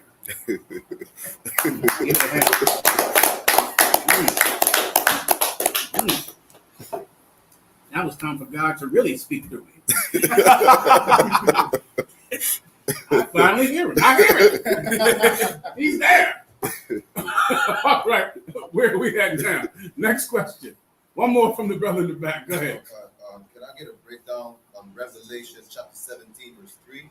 Revelation 17 and 3, you got it. Oh, gosh. I just want to tell you my question about the verse. Mm-hmm. What does the beast represent? What does the beast? Okay, go ahead and read it. So Revelation chapter 17, verse 3. So he carried me away in the spirit into the wilderness, and I saw a woman sit upon a scarlet-colored beast, full of names of blasphemy. What color is scarlet? So that's like a shade of red. That's red. Give him a hand. That's correct. Woman sitting on a red beast. Read after Scarlet. Sit upon a scarlet colored beast, full of names of blasphemy. Full of names of blasphemy. What's a blasphemy? Who knows? An evil lie. Something wicked, a wicked and terrible lie that you might say about God or his priests. Continue. Having 7 heads and 10 horns. Having what? 7 heads. 7 heads. What does a head represent? Rulership, authority. Right? A head is where you place a crown. Right? You have the head of this department, the head of this province, the head of this city, the head of this committee, and blah, blah, blah. You understand, right? Head, the term head represents leadership or authority. Well, this red beast has 7 heads. Those 7 heads represent the 7 governments that stood up in the place of the fall of the Roman Empire. Those 7 governments became the ruling powers of Europe. The ruling powers of Europe became the mother beast to Canada, which is one of those heads is the head of Londinium. There was a Roman province. Londinium is the start of England, and England is the start of Canada. You understand? And France. I forgot about the other head. The other head in that beast was the head of France, which was Gaul. Gaul at one time was a Roman province that later became France, and France, of course, later began to share the rulership of this area and the domination of the indigenous people of this area. You understand? Anything else? Go ahead. What represents the 10 horns? The 10 horns are governments that come out of those heads because horns come out of heads. Canada is a horn that came out of Great Britain. America is a horn that comes out of Great Britain. France is a head. Give me some country that France started. They didn't have a ton of them. Australia came from. They had some of Canada, some of Australia. Germany, forget about it. Germany started other countries. Germany started Austria. Germany started Belgium. Come on, warrior. 80, sir. Say again. 80, sir. Give him a hand. That's correct. How could I forget the chosen people of God, the tribe of Levi? That's correct. Come on. So just like the brother said, 80. So also the horns from the heads, like represent like colonies that these heads have, right? That's correct. That's correct, because horns come out of heads. You get the point. Just think of that concept. The head is in charge. A horn comes out of a head. A new government that comes out of this older government. You get the point, warrior? Let me get you up front. You any questions up? Salakia, just one question online. Go ahead. He says, Salakia, sir, can we say that abortion is part of the mark of the beast? Can we say that a meaning, you got to see if he's meaning if you get an abortion, that shows that you have the mark of the beast, right? I would assume he's talking about like joining our oppressor's military, right? Or murdering for Christianity, committing a murder for democracy. The mark of the beast is Christianity. That's the mark of the beast, right? And you get it in your forehead and you get it in your hand, right? First, it starts up here. That's what they were attempting to give the tribe of Gad in those residential schools, right? They were trying to force them to take on the mark of the beast, to take the mark of the beast to save their lives, for better treatment, for an extra bowl of food, or for one day of not getting beaten. Same thing happened in Haiti. The same thing happened in America. All right. So you begin to enforce thinking on people. What thinking in particular? Thinking that they are a people who are beneath another people. Right? There's a superior race on the planet Earth, and that's the so-called white race, and you are the inferior race. And that spirit is in charge in Canada. But everyone, Canadian people, when I look at Canadians, you know, you look like people in the world. You look like you're white. Everything about you seems white. Oh, God. You understand? It's like you don't have a culture in your mind that is separate from your oppressor. And I know how you got that way because my people went through the same thing, my tribe. Right. You're just beaten for so many years. And instead of someone helping you, the people you would go to help, they beat you more. You can't call the police when you're being molested by a priest because the police don't care about what you're saying. The police don't believe you, right? The government, you can't call them to help you because the government supports your beating. And after years and years of that, you just become like the person who beat you. It's no different than a woman who was molested becoming a lesbian because she was molested. A woman who was molested now becomes promiscuous and has sex with anybody because there was a time when her choice was taken from her on who she would have sex with. So now she just has sex with whoever wants to have sex with her, right? That's what happens over time. Over time, you're beaten so much that you give up your mind to the person who beats you. That's the mark of the beast. You understand? You don't have, you're white. You're, which is what they used to call us back in the day, colored. Even colored is trying to just take away any identity that you might have. You're not a Haitian. You're not a West Indian. You're not Judah. You're not Benjamin. You're not Levi. You're just a painted person. You're a colored person. And after 50 years, colored has come back. Now you're a person of color, which is just colored again. We're just after so many years, you just became colored all over again. You were colored in the 1920s, and now, of course, you're a person of color today, which is just bringing back the term colored, which means you're not even an identity. You're just a painted white person. So now cut your hair, talk like me, act like me, because there is no culture but mine, and that's the mark of the beast. Now, he's the beast, but I have his mark on my mind, his brand. Think of it like an animal. That's the Triple X Ranch. There's a rancher that owns that ranch, and I have his mark. I have 3 X's burned into my flesh, which means I belong to him. Do you understand? That's the mark of the beast. And you get it in your mind, and then one day you get it in your hand. That's when you go out and kill for that beast. Right. Now you're the one forcing people to accept white supremacy.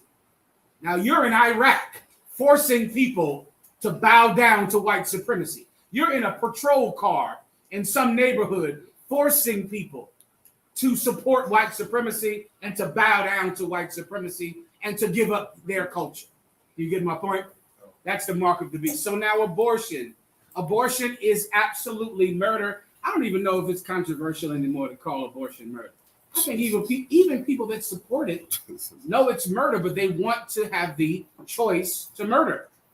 Because of science, it's real straight up and down science, everyone knows that baby is alive. You might not have known it in the 60s and the 50s, but now I can show you a video of a 6-week-old little, thing with fingers and toes and smiling.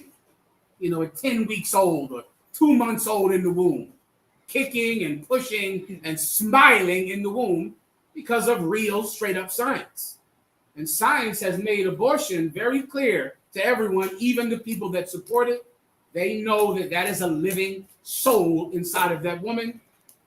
But hell, they just want the power to kill that living soul. What's the difference? There's a lot of evil things that people wanted to do regardless of its morality. You get my point, right? So now is abortion the mark of the beast? If you get one, you are absolutely Christian. If you get an abortion, you are committing an act of your oppressor with your hand. Because who really wants black children to die? That's right. Anyone knows? Who really wants indigenous kids to die? Come on. The oppressor. So if you kill your child, you are doing the work of the beast. Go ask those children who are missing from those indigenous schools. They went out and found mass graves with hundreds of God's chosen people in the ground. And they just ended up missing one day. The tribe of Gad over here in Canada, man, among their culture, they always have stories of a boy going into the woods with some white man, you never see him again. Some Catholic priest dragged somebody into the basement. You never saw him again.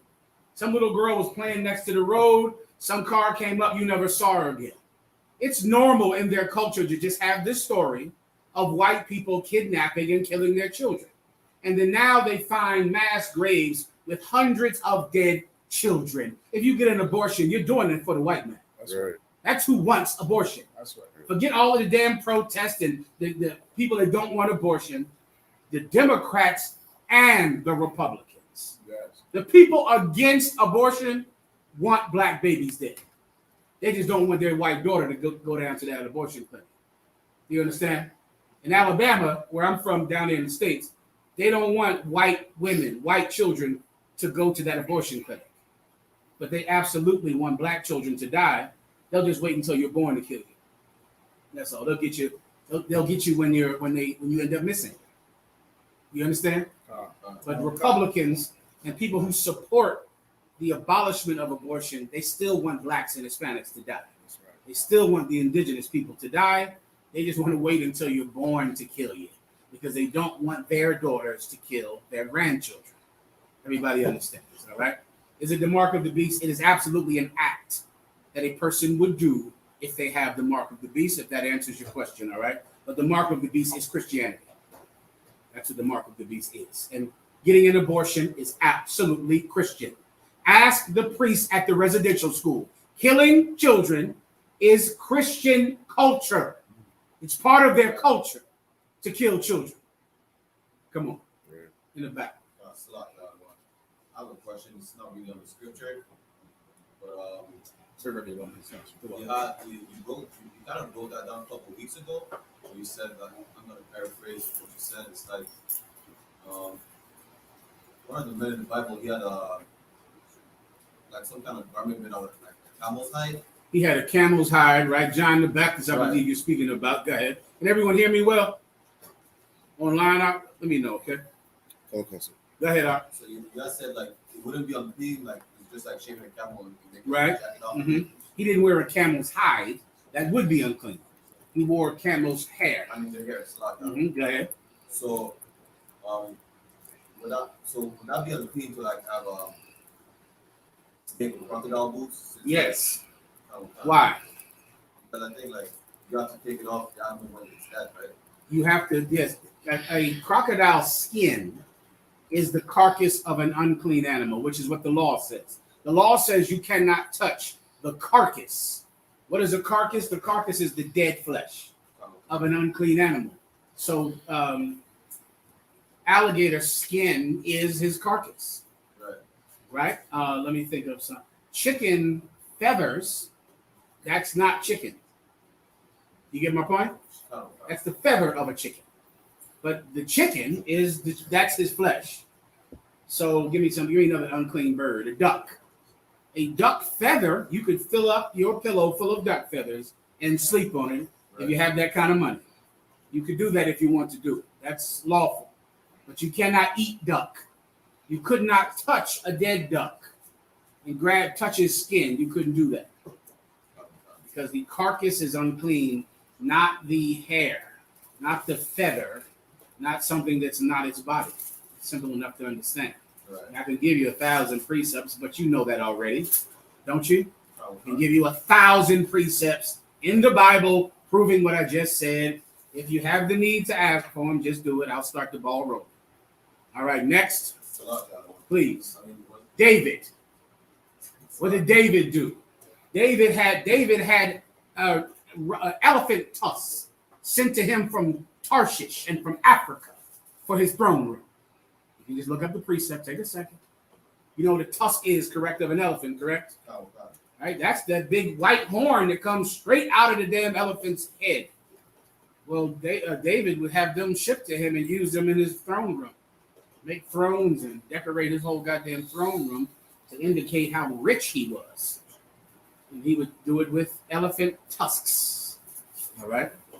When you find it, you let me know. I'll give you 1 second. All right, go ahead, Up. Also, I want to lock it. Mhm. It was kind of like a two-part question where, Please. if I have a pet snake, right, and it sheds its skin sometimes, would that be considered unclean to touch its skin? No. About that? It's not. Because he's alive, sitting right there in front of you. No. And of course, that is his skin that he's shedding. That is very similar to his feathers, but not almost the exact same thing with all those scales on it. When I say exact same thing, exact same premise. You get my point?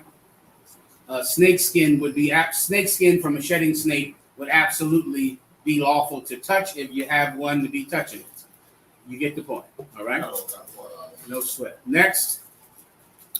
It's like Oh, you got a David one for me? Just give me the Look at elephant those. tusks. It's in Chronicles or something like that. Go ahead. it's like there's no No questions. questions online. No problem. All right. But you have one. You let me know. All I right? got us First Come on, Kings. Get a brother the precept, please. First Kings. 1 Kings 10 and 18. I believe this is about Solomon, though, sir. Solomon. Oh, yeah. Always. Yeah. That's who that is. I think it's Solomon. Go ahead and read it. Read it, sir. Let the young brother read it in the back. First Kings chapter 10, verse 18.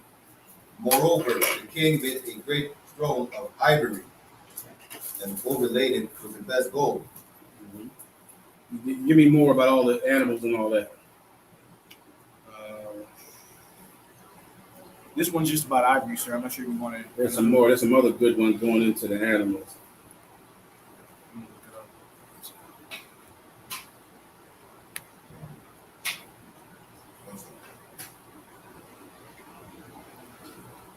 I want to just look up the definition of ivory. We'll move on.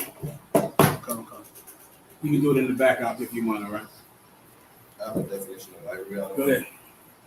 Ivory, a hard, creamy white substance composing the main part of the tusk of an elephant, walrus, or narwhal.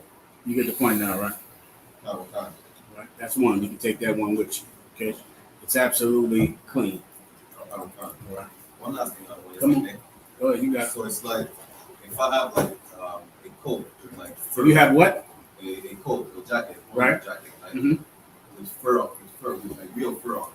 That Uh-huh. would be clean or unclean. That would be unclean because of that process that's used to make a fur coat.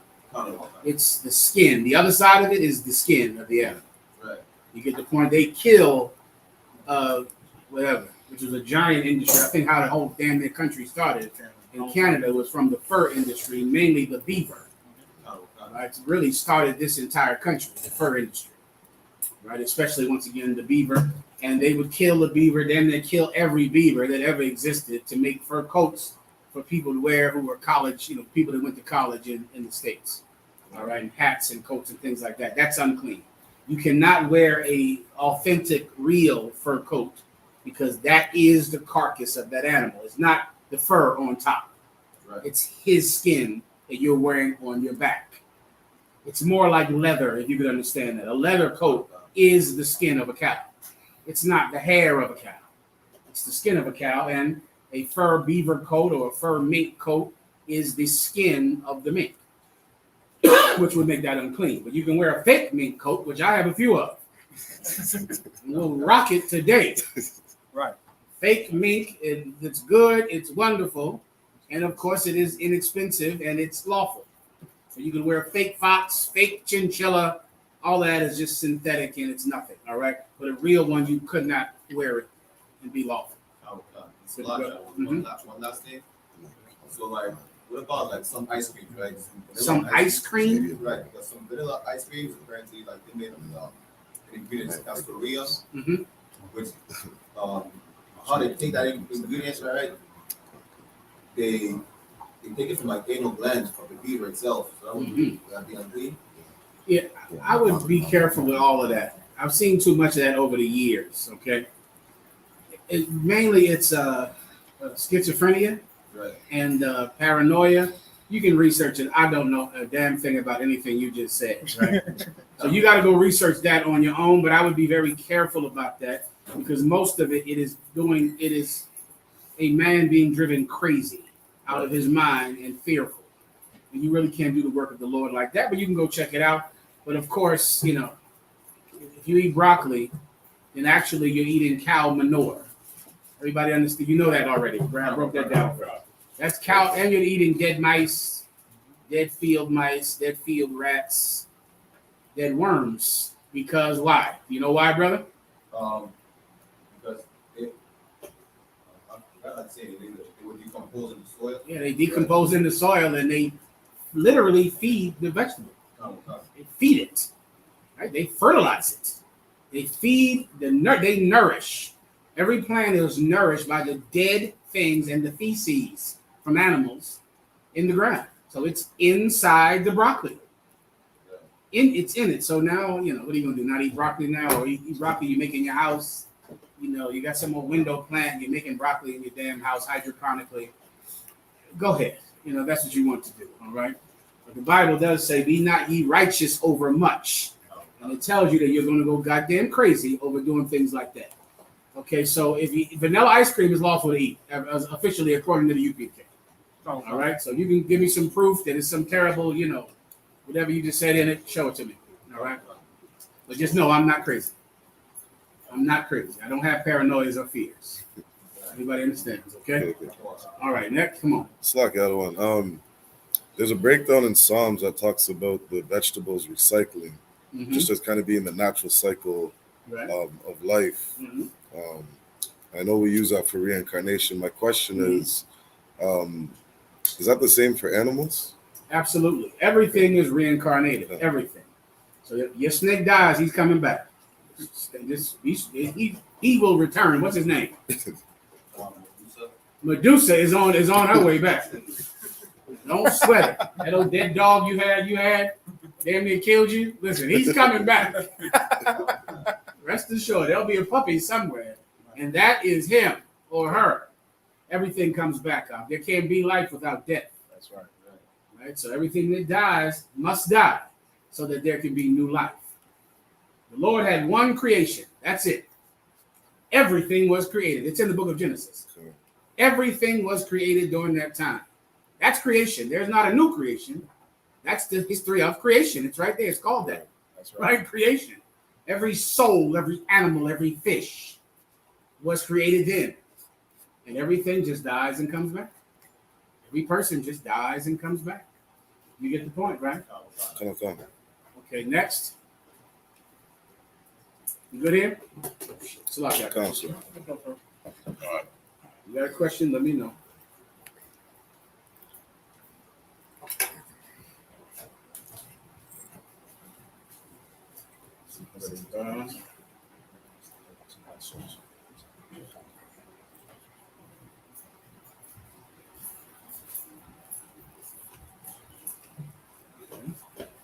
Let's go over. Well, I don't know. Someone asked me about this breakdown.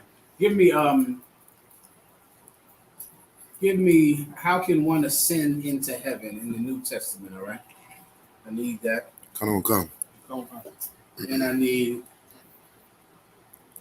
and then we'll go over the Canada stories, okay? Ariel, you have those, right? We'll go over those stories.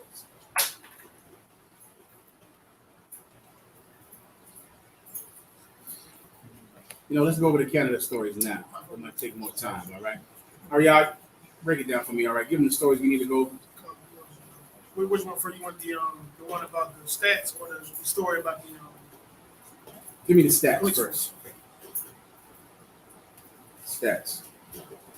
I said earlier that oppression and racism in Canada is not better than it is in the States. It's the same. And I'll show you a stat that you could read in New York, in the Bronx, in Philadelphia, in California, this exact same number. This number doesn't bend according to how you feel or whether or not you feel racism. This number is the number. It's a factual, right? Your feelings are irrelevant when it comes to facts. Right. And here are the facts, all right? When you have it, let me know. CBC News, Montreal. Black indigenous people 4 to 5 times more likely than whites to Read it be one more time. 4 to 5. No, black and indigenous. Go ahead. Black and indigenous people 4 to 5 times more likely than whites to be stopped by Montreal police. Let me tell you, this is a study done by the police, right? Canada, as a country, did the study as well and found the exact same number, right? And over the years, I'm always shocked on how people don't believe that blacks and Hispanics or blacks and so-called Native American Indians are the same when we're the same in every statistic about oppression. Right. And here we are all the way in Canada, not in America. And who is this study putting together? This study is saying what? Read that again. Black and indigenous people 4 to 5 times more likely than whites to be stopped by Now Montreal think how many police. other races are here in Canada. The Chinese, you got more Chinese here than I think than China. I think China is empty. Right? Korea, it must be a tumbleweed rolling down the street in Korea, because I think all the Koreans are right here. But these studies, of course, don't talk about their oppression and how they're being treated by the police. It's always blacks and Hispanics, That's right. blacks and indigenous people in every statistic that talks about oppression. It's always us. Come on. So, like you said, just a side note, when the COVID-19 hit, I thought I'm watching the news. I remember it was I think a black, what's the main doctor, the head doctor over the country? No, not Fauci. It was a Fauci. brother at the time. Oh, the Surgeon General. Yeah, Surgeon General.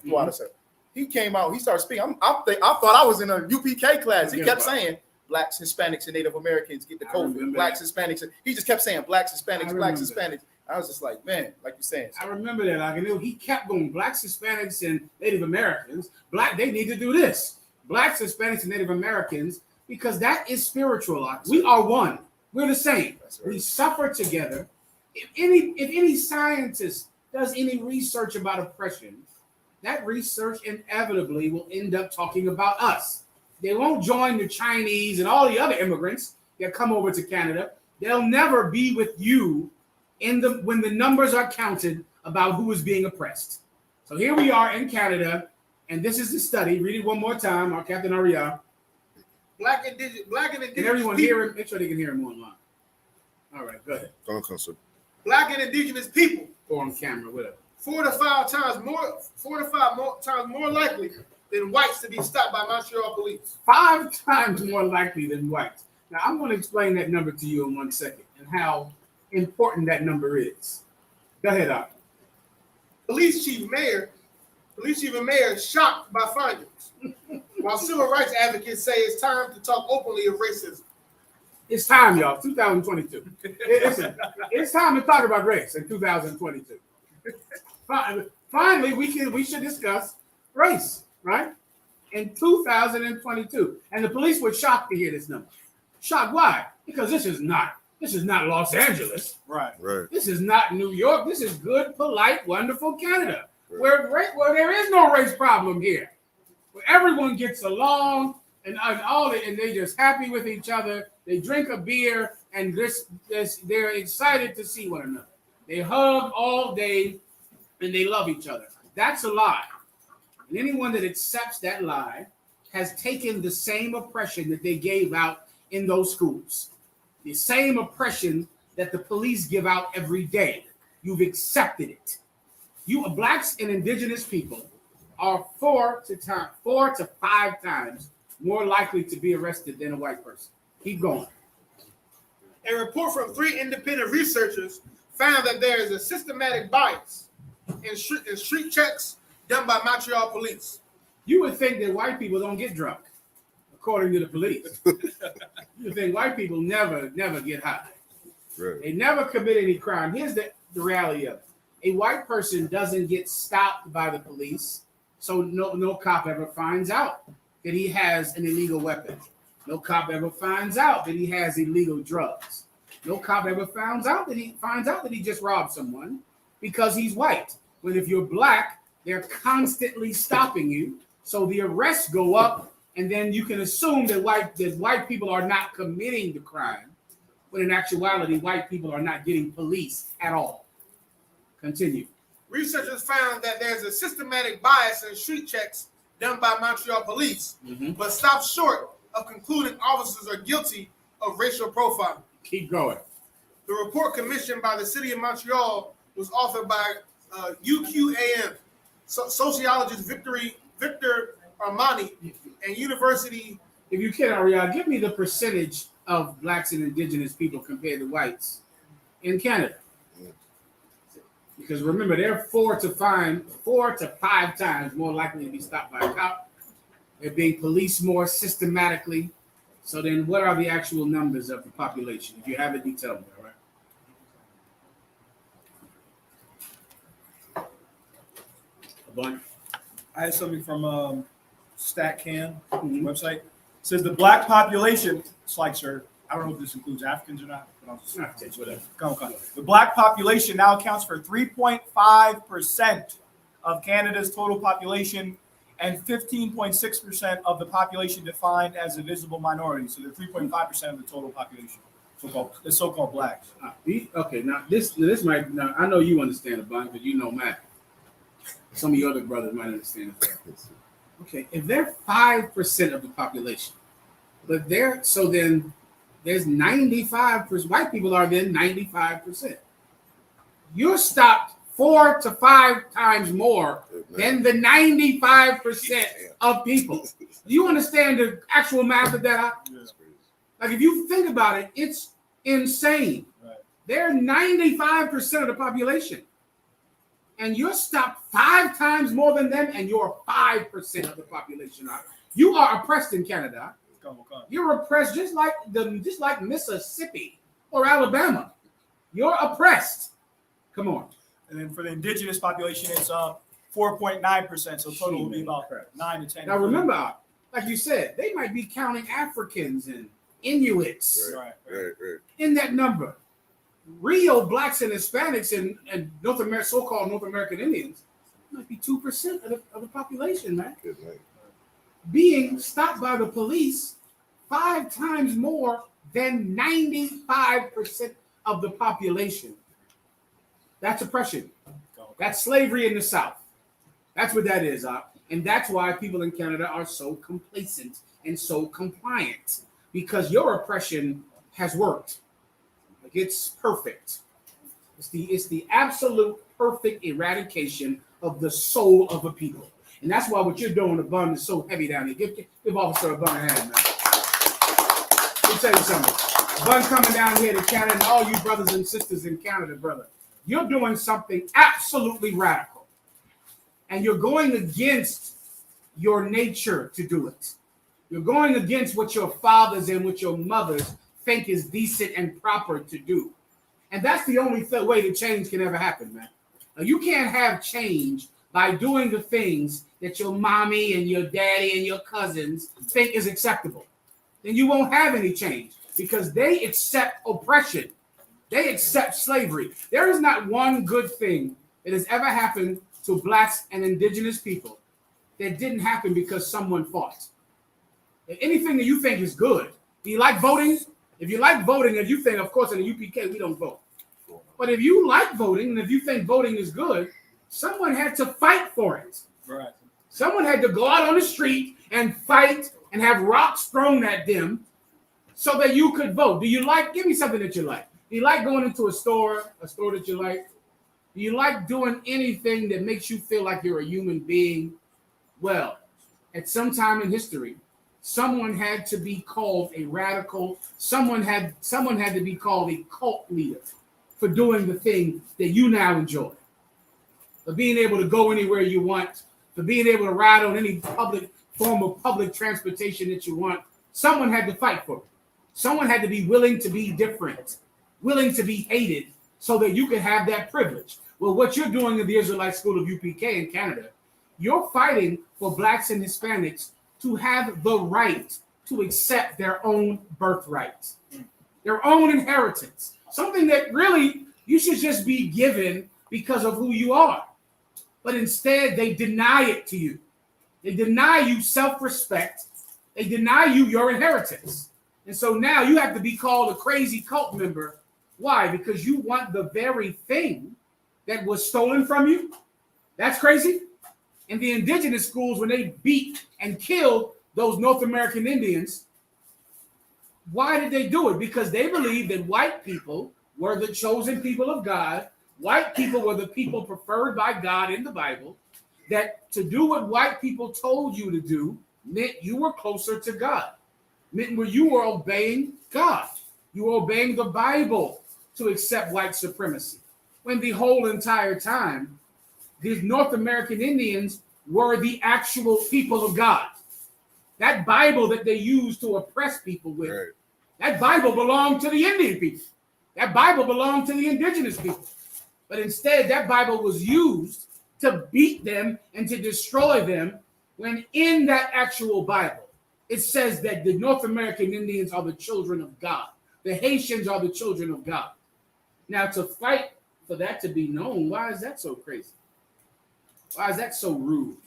Why is that wrong? You know what this is all about? You have to decide one day, will kindness have victory over cruelty? Are you going to allow cruelty to win in Canada? Because let me tell you something. If blacks and Hispanics in Canada continue to be Christian, then the murder of that school worked. It worked it. That's what that means. If you're going to stay Christian and just continue to be good little Canadian citizens that never talk back, that never speak up, then that school taught you a lesson that you learned to this day. And it was good. It worked. They beat you and destroyed your spirit, and now you do it willingly. You're going to have to decide whether kindness will win over cruelty, because the blacks and Hispanics don't stand up. Right. If the indigenous people do not stand up in Canada, then the cruelty won. Yeah. And how can you speak against it? How can you speak against oppression when you like it?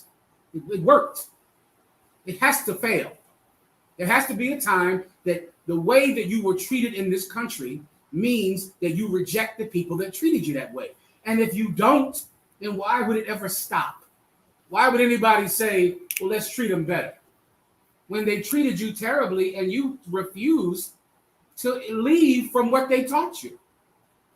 One day you have to decide. Officer Abun decided. You brothers and sisters in this room, you decided.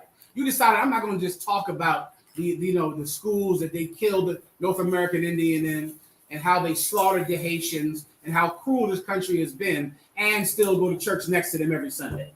And still complain about it, but then on Sunday you sit right next to them in church and pray to the same God. Nah, because then that would mean cruelty is right. That would mean to be cruel to someone is actually beneficial. You have to show everyone that you can't treat people like this and continue to have them serve you. You can't do it. And you do it every day that you wake up in this school, and you keep the commandments that you were forced to break.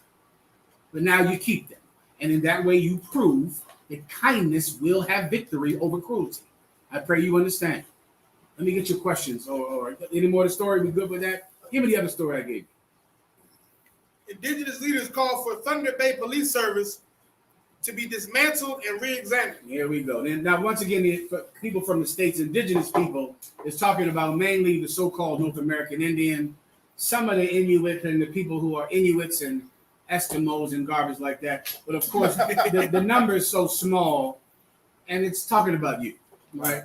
It's talking about the people that were killed in those residential schools and hidden in graves that were unmarked. It's talking about the so-called North American Indian.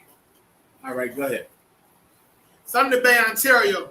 Indigenous leaders demand the dismantling of the Thunder Bay Police Service on Wednesday and said it should be immediately barred from carrying out major crime investigations due to what they call repeated failures. Once again, now remember this when everyone talks about how different it is in Canada than the States. How it's so much better here. It is not. It is not. Continue. Speaking at the Ontario legislator, I.S.U.P.K Nation Grand Council Chief Reg Nijino said in light of their report, it is now painfully clear that Indigenous people have no trust in the police force and Thunder Bay Police Services Board. Mm-hmm.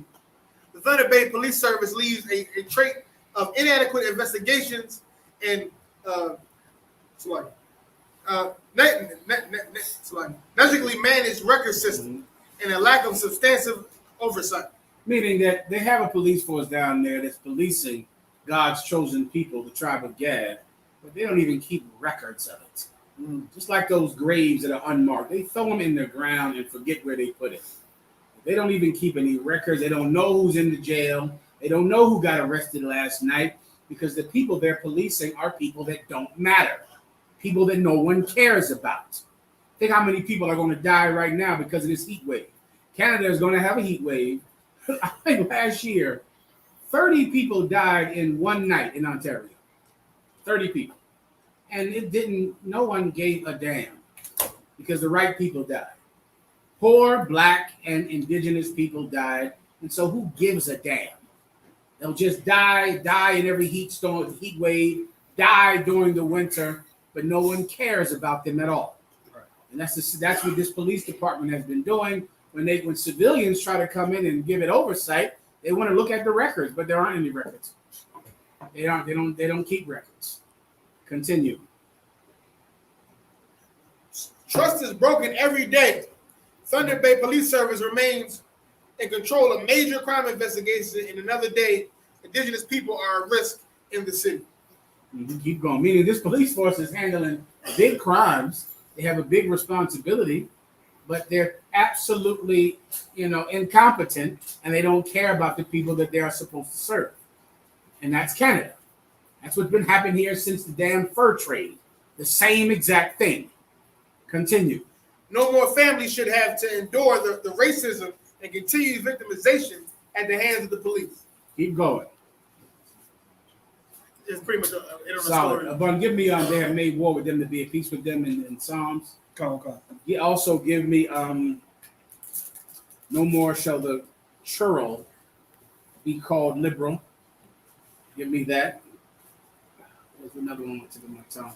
Let's start with those two, all right? Everybody gets it, right? The Israelite School of UPK, we bring together the people that everyone else would have murdered. Everyone else would have killed. Everyone else would forget about it after the murder was committed. We bring those people together and we teach them that God is their protection, man. There's a protection out here that is so much greater than the people that want to kill you. The world right now is fighting over abortion. You have never heard the Israelite School of UPK, though we are against abortion, the same way we're against every murder and every act of cruelty. We don't petition to have laws changed in America. We don't try to change laws. America, let me tell you what should happen. Abortion should be absolutely legal for everyone to have. Everyone should be able to get an abortion. Everyone. You should be able to get an abortion the way you order a pizza. Everyone should have the ability to do it. Does everyone understand what I just said? Go. Okay, now, make sure. I want to make sure you heard me. In that kind of world where abortion was like ordering a pizza, my daughters would never get an abortion. Right. Never. I don't need laws to change Right. for my daughters to do what's right. Do you understand? Go. If you can you imagine how many children are going to be born only because your mother would have had to drive 2 hours to get the abortion? That's it. Because abortion is still legal in America. You might have to drive an hour. Right? You might. And guess what? Right? Let's say you're in a state where there's no abortion, right? Because the states that have abortion are going to increase funding. Go pull that up on the news if you want to play it. They're going to increase funding, increase money. There's going to be buses that will take you from Alabama to the state that has abortion, because now they'll pay for the bus. And Alabama will get more money for abortions. So now there'll just be a bus that will pick you up in front of the old abortion clinic in Missouri and drive you 2 hours to where the abortions flow like water. You're still going to be able to get abortions. If you pull it up for me, if anybody's saying it, right? You don't need laws to change if you have morals. That's right. If you have morals, you don't need laws to change. They changed the law. Now you can smoke weed. Everybody can smoke weed. My God, you got a ton of weed houses and drug houses here in Canada. We used to call them drug houses, which is what a cannabis center is. It's a crack house. It's just legal. But it's what got me arrested back in the day, right? You sitting up in some crack house, selling crack in a crack house, here comes the cops, right? And that's what a cannabis center is. It's a place for drug addicts, for people that have to have it. Can you imagine being in a business where your product is something that people are medically addicted to? Medically addicted to it. Yeah. A bun. This is from the New York Times, and it reads, abortion funds raise millions in donations to help people seeking the procedure. A murderess, you'll be able to kill your kid. Just relax. You don't have to break everybody's windows. If you want to kill that kid, there's going to be a bus that'll pick you up from your house. Take you over to Oregon. Take you to Canada. Take you over the border from America straight into Canada. They'll kill that baby with the head crowning out the vagina. A little bit of the head will crown out. They'll just put a hole right in the head as soon as it's coming out. I am not exaggerating. That's a real form of abortion. It's called partial birth abortion. Look it up real fast while we're right now. That's real abortion. It's going to spread everywhere now because of other states taking away a woman's right to abortion, which is why politics is so stupid, because you can't win in it, because it changes with the whim of people's minds. They like it, it stops. I mean, they don't like it, it stops. They like it, they do. Then 10 years later, they don't like it again. What the hell? What are you doing? Forget all of that garbage. Right. And do what's right, no matter what the laws say. Forget the law. Let them have abortions. Let them legalize heroin, and soon heroin will be legal. Remember, you heard it here. Right. Heroin will absolutely be legal. They already give you needles in the states right now where I'm from. You can get needles, and they give you safe injection zones. That's the prelude to legalizing heroin. Come on. In British Columbia, which is a province in Canada, you can have up to 2.5 grams of hard drugs, meth, cocaine, whatever, and it's legal. Heroin will be legal. It's gonna happen. It's inevitable. Why is it inevitable? Why is it inevitable? Whoever answers this has a high understanding of white people, or Salaki, of our oppressor. Why will heroin be legal? Why will abortions increase in America? Abortions will absolutely increase because of this. Heroin will be legal. Weed is legal. Why? To make money. Give him a hand. He understands white people. That's it. White people are not complicated. Oppressors are not complicated. You know, people who have morals, that's complicated. Your morality. It's complicated. Why? Because your mother taught you something that was wrong. You grew up in a society teaching you something that's wrong, and so you struggle with doing the right thing. That's complicated to do the right thing. You might not know what the right thing is, because to do the right thing in most cases, you have to go against your base nature. That's right. To do what's right. You get my point, right? Okay. But when you're an oppressor, everything is about money. And eventually, whatever makes money is going to be legal. That's it. It's going to happen, and that's all. Over in California, they won the Cold War against the Russians because of crack. Because they sold crack in ghettos in Los Angeles. They sold crack cocaine, and they used the funds to buy guns for people in South America who they supported against the Russians. And they won the Cold War. Drugs are going to get legalized. Everybody understands that. So now when drugs become more legal, what in the hell are you going to do? Start shooting heroin? Huh? Well, why would you get an abortion just because abortions, are legal? What difference would it make if abortions are legal? Who cares? That's right. Let them legalize it. Let us know who really is a murderer and who isn't. Right. Let's find out. Make abortions legal for everyone, and let's see what you do. Have you really been having kids simply because you couldn't get to an abortion clinic? Is that why you had that kid? We'll see. We'll see now, won't we? A lot of your mothers out there, they probably told you. Because of course, our women have become so cruel to their children because of the oppressor. A lot of your parents in an argument, they'll let you know. Just get them mad enough. I knew I should have had an abortion. I was about to get an abortion. I knew I should have had that abortion, but I couldn't get one because the bus was late. I tell you, don't worry. You've probably been hearing this your whole damn life. All right. Talking about the time when your mother couldn't get cab fare to get to the abortion clinic, and that's why you're here. Let's find out who's a murderer and who isn't. Let's see. In the Israelite school of UPK, we don't need things to be illegal for us not to do them. That's right. You understand, right? Everything can be legal. Oh, why? Because we don't eat pork. We don't eat shrimp. We're not homosexuals. And those things are encouraged in America.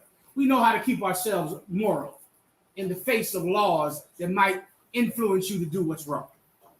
All right? The minute you learn that, who in the hell cares what laws they pass? What difference does it make? Pork is legal, and I don't eat that. Abortions will be legal. And my daughters will not do that. Right. My sons will not encourage that. Everybody gets it. Come on. Would Romans 2 and 14 be a precept? Let's hear it. Romans chapter 2, verse 14. For when the Gentiles, which have not the law, do by nature the things contained in the law, these, having not the law, are a law unto themselves. Give him a hand. That's right. absolutely a precept. Exactly what I'm referring to. We're those Gentiles. Why? Because we're Canadians and Americans and Haitians and Quebec Noir. Is that the name of it? Quebecian. We're from Quebec. That much I'm clear of. Whatever they call us, who we actually are the children of God, the 12 tribes of the nation of Israel, That's right. in captivity, in exile from our homeland. And so because of that, we do by nature the things contained in the law. It's just in us naturally to give up pork and to give up shrimp, although it's legal to eat it and it's encouraged to eat it. And now here y'all got that Canadian bacon and that pea meal. I'm sure you had to giving up pea meal was like giving up cocaine. It's terrible. Confess. Pea meal is terrible, and you should have gave it up a long time ago. All right. It was a good thing to give it up. It was natural to you to just give it up. To say no more of that goddamn bacon and that pea meal and none of that filth. I'm off of that. No one had to change a law to get you off of it. You got off of it because you did it naturally. Everyone understands. Go on. Read a little more of that naturally. Romans chapter verse 14 again. They do by nature. Come. Romans chapter 2, verse 14. For when the Gentiles, which have not the law, do by nature the things contained in the law, these, having not the law, are a law unto themselves. How did they not have the law? There was no one forcing them not to get an abortion. There was no one cutting off abortions. They didn't have police forcing them to do what's right. They did it without the law. They did it while there was every opportunity to murder your child. You still didn't do it. While there's every opportunity to eat pork and shrimp and crab and to smoke weed and to shoot heroin, you still didn't do it. Why? Because you are a law unto yourself, meaning we police ourselves. So we don't need them to, get rid of abortion. They can have abortion. We can have it all the time, every day, open 24 hours a day. It won't change whether or not we do it. I pray you understand. That's right. Next. Any questions up? Allah, sir. In the back. So like I'm holding a picture of the church of the Lord. Please read it nice and loud so everyone can hear you, all right? This is the book of Isaiah, chapter 32, verse 5. The vile person shall be no more called liberal. What kind of person? The vile person. What kind of person? The vile person. The vile person shall be no more called liberal, man. And that happens too much in Canada. If not for the UPK, forget about it. You wouldn't think there is a race problem here. You would think everyone gets along and everything is fine until they see you at camp. Seeing you at camp wakes everybody up to the reality that's right in front of their face every day. The Lord prophesied this. No more shall the vile person be called liberal. Right. No more. There are people that are absolutely disgusting, and no one realizes how cruel they are. That's what the Catholic Church has done here in Canada. And there was such an awakening when the story about the residential schools came out. There was such an awakening that they burned down the Catholic churches. God. They burned them to the ground, I think 12 of them, because it was like a shock to the sensibility of everyone that this beautiful, wonderful Father McGillicuddy was doing this the whole time. And those nuns, I could have told you about them. You should have just asked me about them goddamn nuns. I mean, good God. That nun sitting there, brother, is the evilest thing that you can possibly imagine, and has an appetite for cruelty that does not get quenched at all. She can't beat enough. She can't pull a girl's hair out enough. She can't harm a child enough. She has no sex at all because the Father only wants men. The Catholic priest only wants men. Right. Now she's a woman who wants a man, but this priest doesn't look at her. All he wants is the boys. She's sexually frustrated. She's losing her goddamn mind, and she's going to pull your daughter's hair out by the root if she doesn't stop talking in class. That's what's going to happen. And now, of course, these people are being seen for who they actually are. And you call us a cult. We're crazy. Right. That's what we are? Not the Catholics, right? Who have, I think, hundreds of children in unmarked graves. We're nuts because our women wear what? Dresses? Jeez. We're crazy. And the Catholic Church has hundreds of kids in graves. And what? I got to hide the fact that I'm in the UPK? Nah. Hide the fact that you're Catholic. Right. Right. Hide it. Don't tell anybody. Shh. Right. Don't tell a soul that you grew up going to church. You should be ashamed of it because you were Catholic. You were Catholic? Did you molest children? Were you helping that priest find new boys? Did you help dig a grave? Did you do that? You should be ashamed of being Catholic in Canada. I'm not being ashamed of being one West. You can forget that. Right. We don't kill children. That's right. We don't have unmarked graves. We don't molest kids. We don't beat women. We don't abuse kids. We don't do any of the things that you do. You be ashamed of who you are. Me, I'm one West through and through, all through my pores. Everybody understands. I can be proud of our reputation. Now you tell me if the Catholic Church can say the same. But once again, if you're a coward and if you believe that these cruel people are called liberal, then you'll be afraid of being in the UPK. And a Catholic will walk around, proud, as if it's something to be proud of to be Catholic. Read that again, Art. Oh, God. This is the book of Isaiah, chapter 32, verse 5. The vile person shall be no more called liberal, Keep going. nor the churl said to be bountiful. Nor the churl said to be bountiful. Why did those parents give their children to those residential schools? Because they thought those schools were going to make their children better people. That's why your mother put you in that Catholic school. She wanted the best for her child. They want the best for you. So they send you to some school thinking, well, if he goes to this school, he's going to get a good education. He's going to learn a trade. Oh, man, your parents send you to Catholics because they love you. You understand? They love you. If you're a kid and you don't have a father figure, what would a good mother do? You don't have a dad. You don't have someone in your life to be able to be a good father figure for you. What does a mother do in that situation if she loves her child? She goes to Father McGillicuddy and she says, well, spend time with my son. Throw a baseball around with him. Take him to Little League. They have that out here, Little League? What do they do for hockey? Come on, cousin. What's the hockey league called for kids? Do y'all play hockey? I know it. I knew y'all weren't doing that, man. Look at you. Right. So black people in Canada don't like hockey. You don't want to break it down? Break it down for me. You might find like the 5%. So very few black people in Canada even like hockey. That I've met. Come on. So I just said, in my neighborhood when we were growing up, they took us to play hockey. So there would be Edomites who came to our neighborhood to play hockey with us. Those Edomites were undercover police officers who later became sergeants and staff sergeants. So as we're growing up, they knew us by name. They came there to be spies. And so, Jamal, what do you think about crime? Do you want to commit some crime? Damn. So then black people don't like hockey in Canada. Well, that's interesting. Huh? So then what sports do black people like in Canada?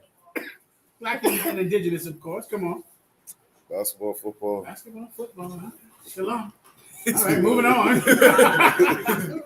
Well, you getting my point, right? Your mother would go to some priest to be a father figure for you. Go find some coach somewhere to be a father figure for you. And what happens? The inevitable happens. That person molests her child. And of course, then you can't tell your mother because this person is someone your mother respects and looks up to.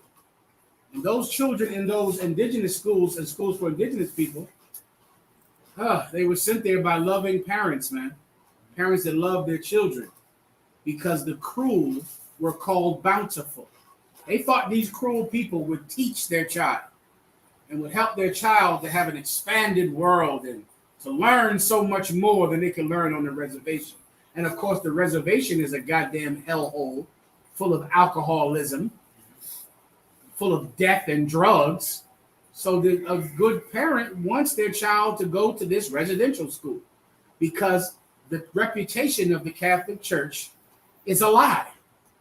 And that's why it's important for us to tell everyone who the Christians are. People think that we're wrong for how we talk about Catholics and Christians. If we don't talk about this, you will send your child to him. That's what you'll do. You'll send your kids there. You send your kids to church. Why? To learn about God, right? That's why you send them there, to learn about God when your child is going to get molested at the church you send them to. I pray you understand this. I know you already do because you lived it, all right. Well, give me the next question. Anything else? Good to go here? Solid. Any questions in the room? Shit, what time? I mean, Slack, what time are we done? Oh, it's like the time check, sir, is 6:55. We had this venue until 8. 8? No problem. Until 8. Go rock it out, all right? You have a question, just raise your hand. It was another precept I asked for earlier. It was Psalm 55, sir. Psalm 55, read that. Sorry. And they give me my tribe of Gad precepts. Okay. Right, Psalm 55 and 21. Mm-hmm. Psalm 55 and 21. The words of his mouth were smoother than butter. Is that the one? What was it? I wanted the one he had made war with them to be at peace with him.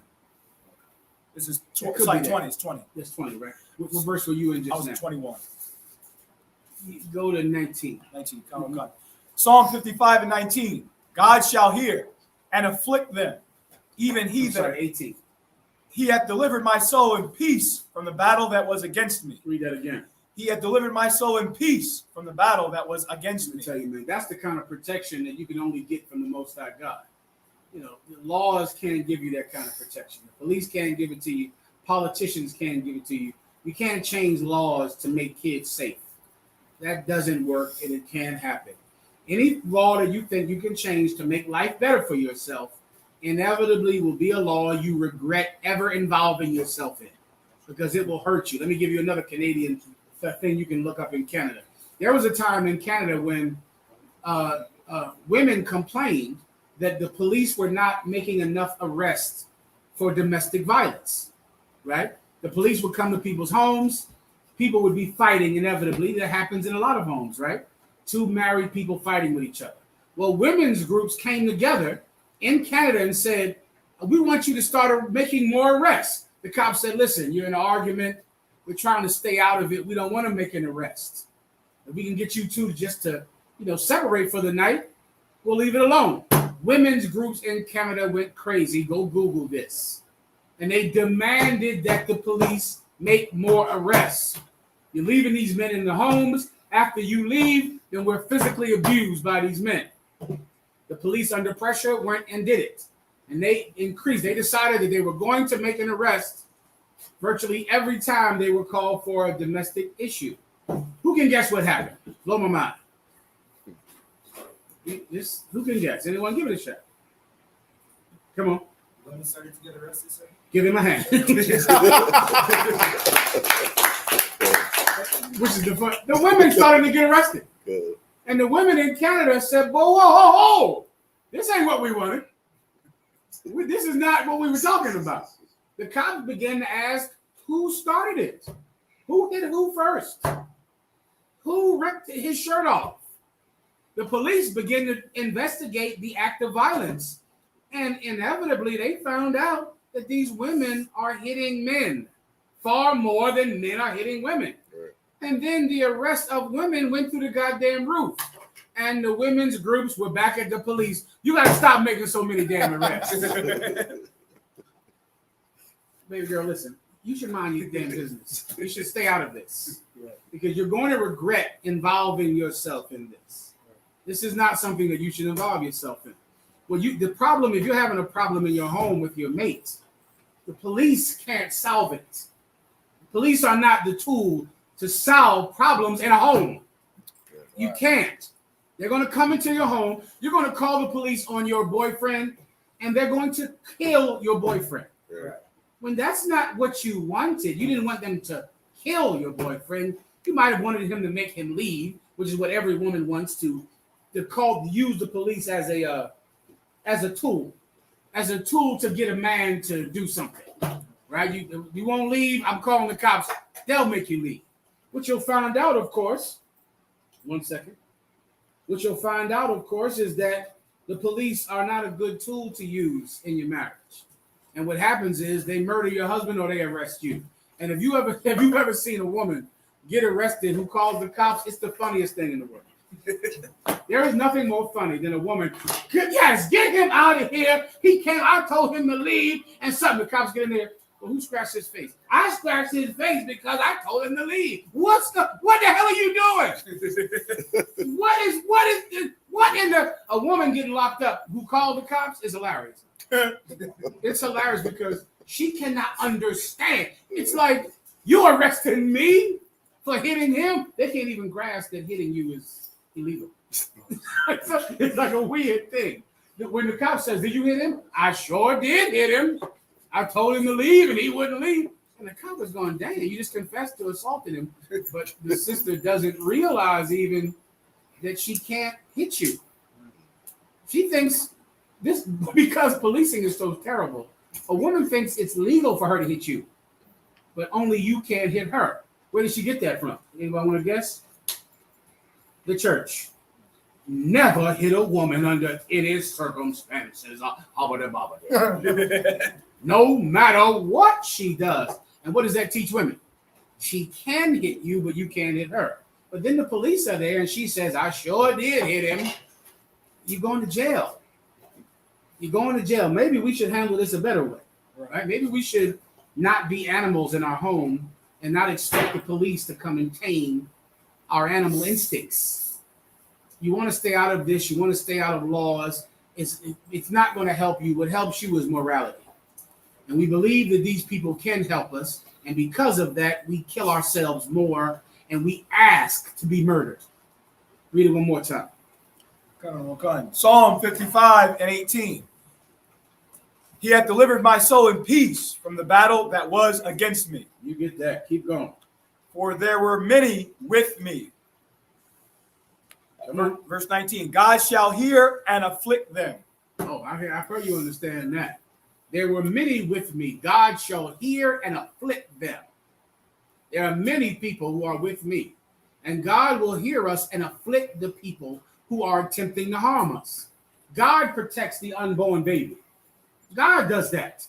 God protects you in your ghettos and in your slums and in the reservations. God protects you. You don't need some politician to do it. You don't need some cop to do it. Continue. Even he that abideth of old. You get even he that abides of old. What does that term mean, abide? Meaning he's always been here. The protection that you've been looking for, that you go to the police for or Congress for, that protection has always been here, man, available to you. You could have always turned to God and he would have seen you in your lowest state. In that time when you thought no one could help you, God could have helped you. God could have been there for you. But unlike the police or some politician, you can't pay for God's help. You're going to have to earn it up. You're going to have to be a child worth saving if you want God's help. Right. Continue. Salah. Because they have no changes. The term Salah means start the music or begin the music. Continue. Because they have no changes. Keep going. Therefore they fear not God. Mm-hmm. Verse 20. He hath put forth his hands against such as be at peace with Let him. me just break down that part if you need it. Because they have no changes, therefore they fear not God. Because nothing changes in their world, they think God won't change anything in their world. Our oppressor has been in charge for so long, my God. He thinks that nothing can happen to make him lose his position. It's like someone that constantly wins. So because they win so much, they expect to win. And they become arrogant and proud. And then one day, quickly, their downfall comes. Continue. Verse 20. He hath put forth his hand against such as be at peace with him. He hath done what? Put forth his hand against such as be at peace with him. He hath done what? Put forth his hand. He has put forth his hand. Go ahead. Against such Against such. Go ahead. as be at peace with him. As be at peace with him. Who's been more at peace with our oppressor in the so-called North American Indian? Right. No one has been more kind to him. Right. Our oppressor would have never survived here in North America without the help and the kindness of the tribe of Gad, the Lord's chosen people. They would have never survived here, never made it through one winter. They would have starved to death or died from exposure if not for the North American Indian who was there for them, who gave them kindness. Why do you think that these so-called North American Indians gave their children to white people to raise? Because they trusted them. They were kind to them. They trusted you with their children, with their very children. And what did you do? You murdered them. You dug a hole and threw their children in holes and told the parents nothing about it. Whether or not, we better decide whether or not cruelty is going to win. We better decide quickly. Because if what our oppressor has done to us goes unspoken about, then cruelty won. Cruelty won. He put forth his hand against someone that's at peace with him. It wasn't self-defense. He was kind. The North American Indian was kind to our oppressor, and he still murdered him. Continue. He hath broken his covenant. He broke his covenant. How did he break his covenant? Over 176 treaties. The North American Indian made over 176 treaties here in North America with the indigenous people, namely the tribe of Gad, and he broke 176 treaties, over 176. He broke every last one, including a covenant of trust that a mother makes with school, that a mother makes with a Catholic priest, trusting that this Catholic priest will watch out for her child, will protect her child as if it was his own. They broke that covenant as well here in Canada. And we can't talk about it. We're crazy because we speak about it. We're crazy because we bring it up. Okay. I think you're crazy to ever trust a Christian, to ever trust an oppressor, right, to ever give your child to a Catholic priest. Right. I think you're crazy. We'll see who's right. Right. We'll see. We'll see soon. Anything else? Anything else here? Just want verse 21. You think so? Go ahead. Psalm 55:21. The words of his mouth were smoother than butter. Here we go. Here we go. This is why people think we're crazy and they think Catholics are, righteous, loving people because of the way we speak. Right. The way we speak. I know it's rough. It's supposed to be like that. We speak exactly the way we've been trained to speak from Commanding General YAHANNA. Commanding General YAHANNA got it from the men above him back in the 70s and early 80s. And they got it from the Bible. They got it from the prophets of God who spoke the way we speak. And of course, the Catholics are gentle speakers. And they're sweet talkers because they're liars. Right. His words are smoother than butter. Continue. But war was in his heart. But what? War was in his heart. But what? War was in his heart. And what so many people don't understand here in Canada is that there is a war that's psychological. Right? There's a war that's not just bullets and guns and bombs like in the Ukraine. There's a war that happens every day to a child in school. Every day. Every day when you send that child to school, that child is being indoctrinated with white supremacy. That's right. Every day. Every day with the Christmas. And from a young age. From a young age, your children are under attack. And then, of course, they're under attack physically when they're being murdered by a Catholic priest. And there's a war being fought in Canada that no one thinks about, that no one cares about, except for Officer Abun, and give him a hand again.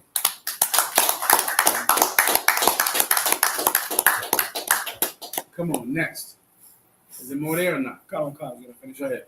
His words were softer than oil, yet were they drawn swords. His words are softer than oil, yet they're drawn swords.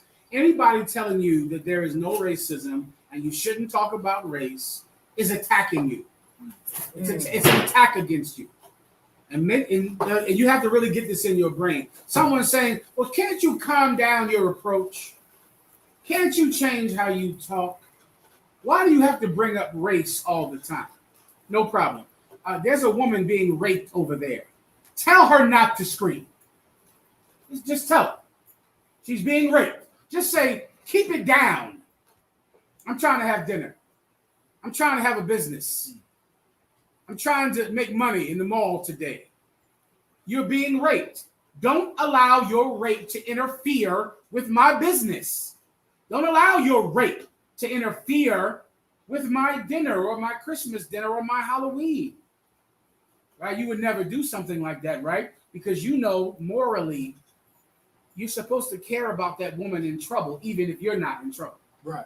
You're supposed to care about her. That's right. You're supposed to care about a woman who's in trouble more than you care about your day, your Christmas, your Thanksgiving, or your pleasure. If someone is in trouble, we should forget our happiness and save her. Right. Well, to ask anyone in the UPK not to bring up race or talk about race is to ask us not to save the lives of people who are in trouble. And nothing should interfere with that. I pray you understand. Okay. Anything else? That was it on that, sir. Good to go here? Okay, sir. Solid. Give me the precept I asked for earlier. How we what time? Are we good? 7-11, sir. Solid. Till 8, right? Yes, sir. Solid. I got a few of them, all right. Read the precept I asked you about. I'm sorry, you recall? The one about how can one come down from heaven? Come. You got it. You got it. Sure. Come, sir. Salakia. It was in the book of John.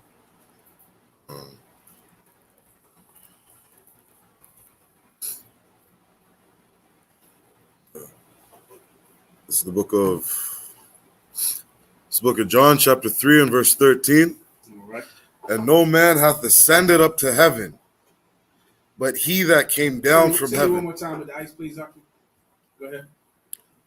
But he that came down from heaven. Let's go above it, all right? You might need this 3 verses above this, all right? Now, this is a difficult breakdown, which, of course, you cannot learn outside of the Israelite School of UPK under Commander General YAHANNA. Right. Fake Israelite groups can't break this down to you. Fake Israelite groups, I don't know what in the hell they do in there. I assume that they exist simply not to be in the UPK. That's all I say. There's somebody that says, hell no, I ain't joining them. So they make their own group. All right, and I can dig it.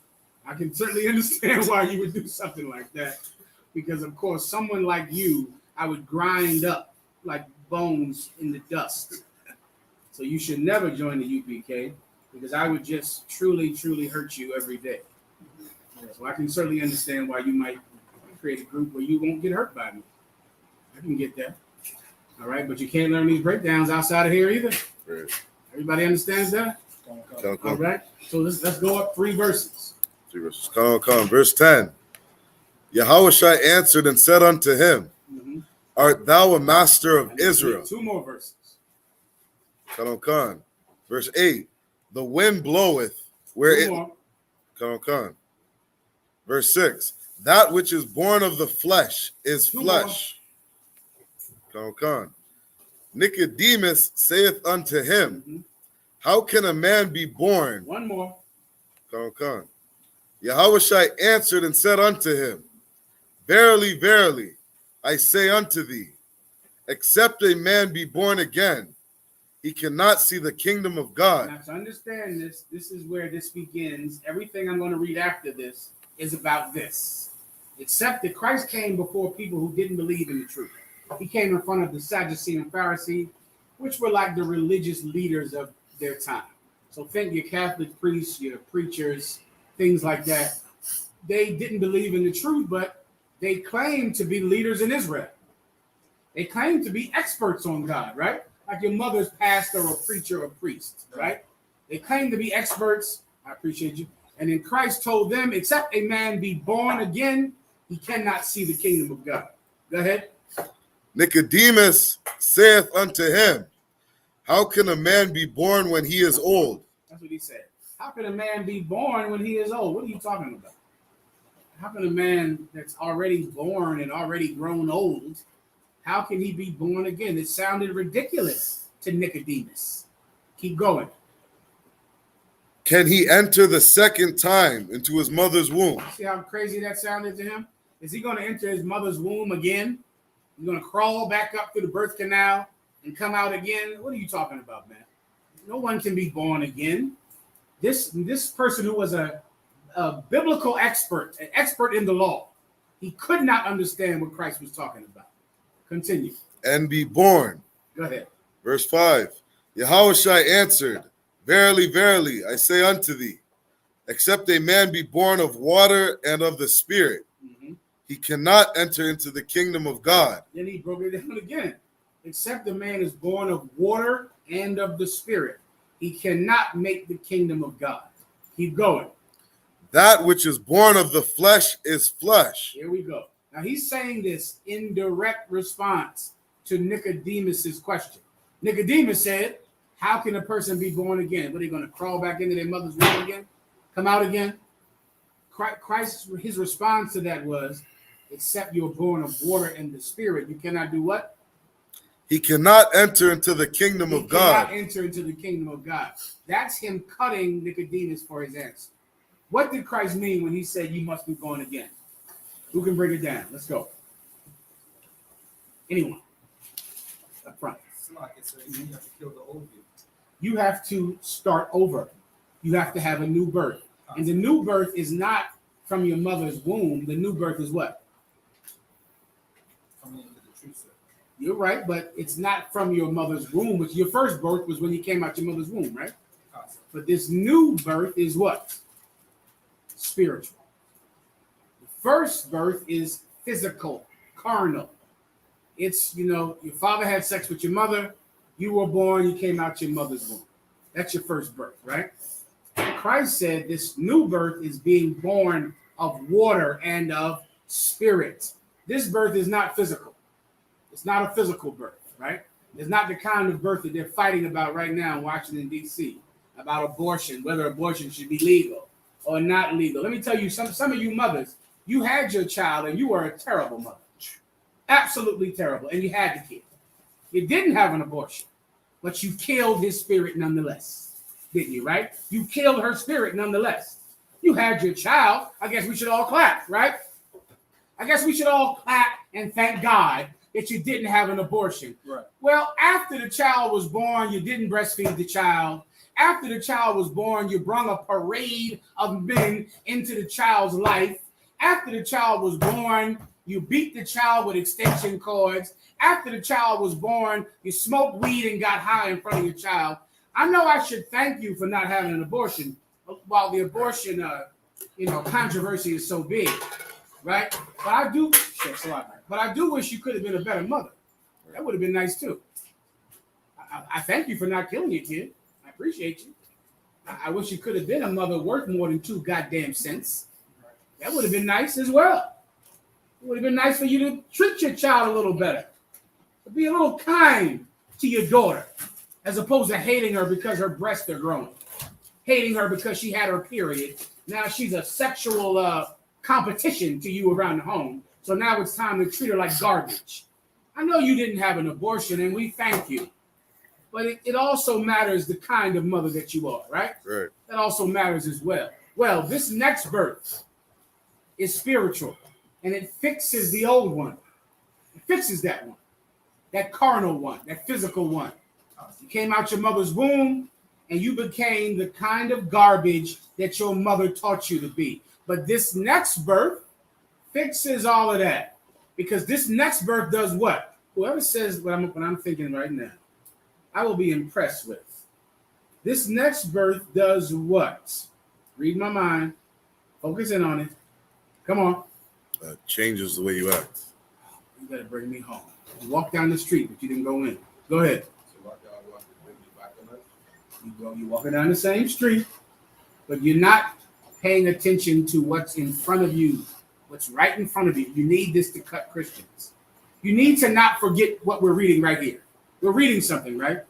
And while you're breaking the scripture down, right, at camp, you got to be tied to that precept in your head. So it's like in your mind, you're going off to explain it, but you have to be tied to what we're reading right now, which is right in front of you. This next birth does what?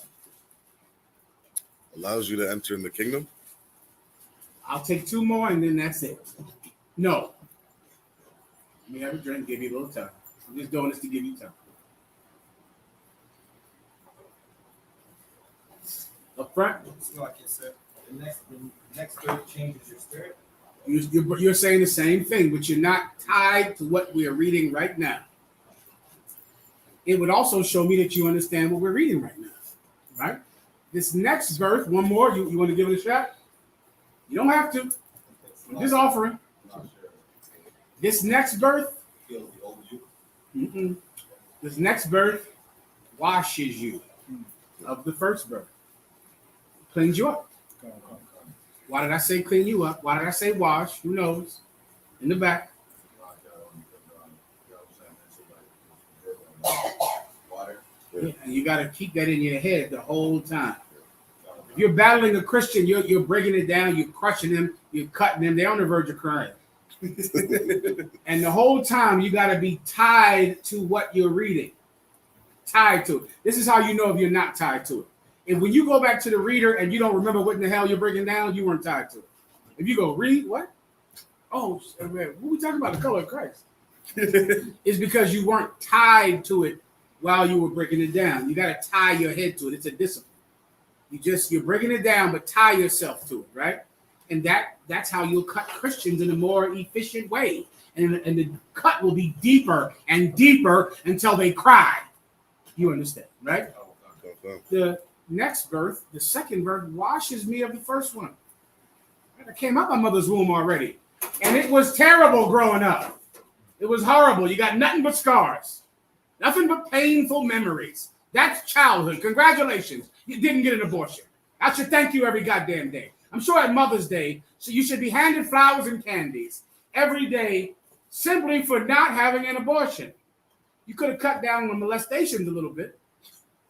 That would have helped, right? You could have, maybe not let so many strange men coming in and out the house. Maybe get a little less high. That could have helped after you didn't get an abortion. Right.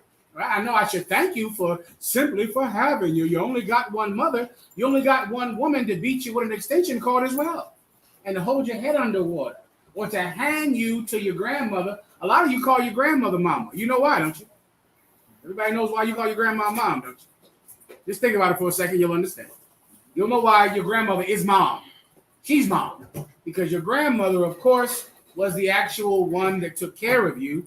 Because your mother was too busy chasing penis and or vagina and or drugs all through the community. So your grandmother is mama because she, of course, was in the house and stayed home. The mom didn't have an abortion. She could have done a little better in other areas. Well, when you come into the truth, Christ washes all of that away. Now you're clean. No more of your mother's influence, your father's betrayal. No more of that. You can get clean from that. This next birth cleans you of the first birth. Everyone understands, right? You got to be born of water and of what? Spirit. So this new birth gives you what? Please, young man. I would say new soul, renewed spirit. And what does that mean? Well, we said like, okay, so you wouldn't have the same vibe as you had before. Give him a hand. I wasn't sure if he was going to know why I asked him. He realized it. That's why I asked you. Because this new birth gives me a whole different vibe, a whole different mood than the one I had that I got from my family and from my block, and my neighborhood, and the province I lived in. I'm different now. I know that's how they behave there.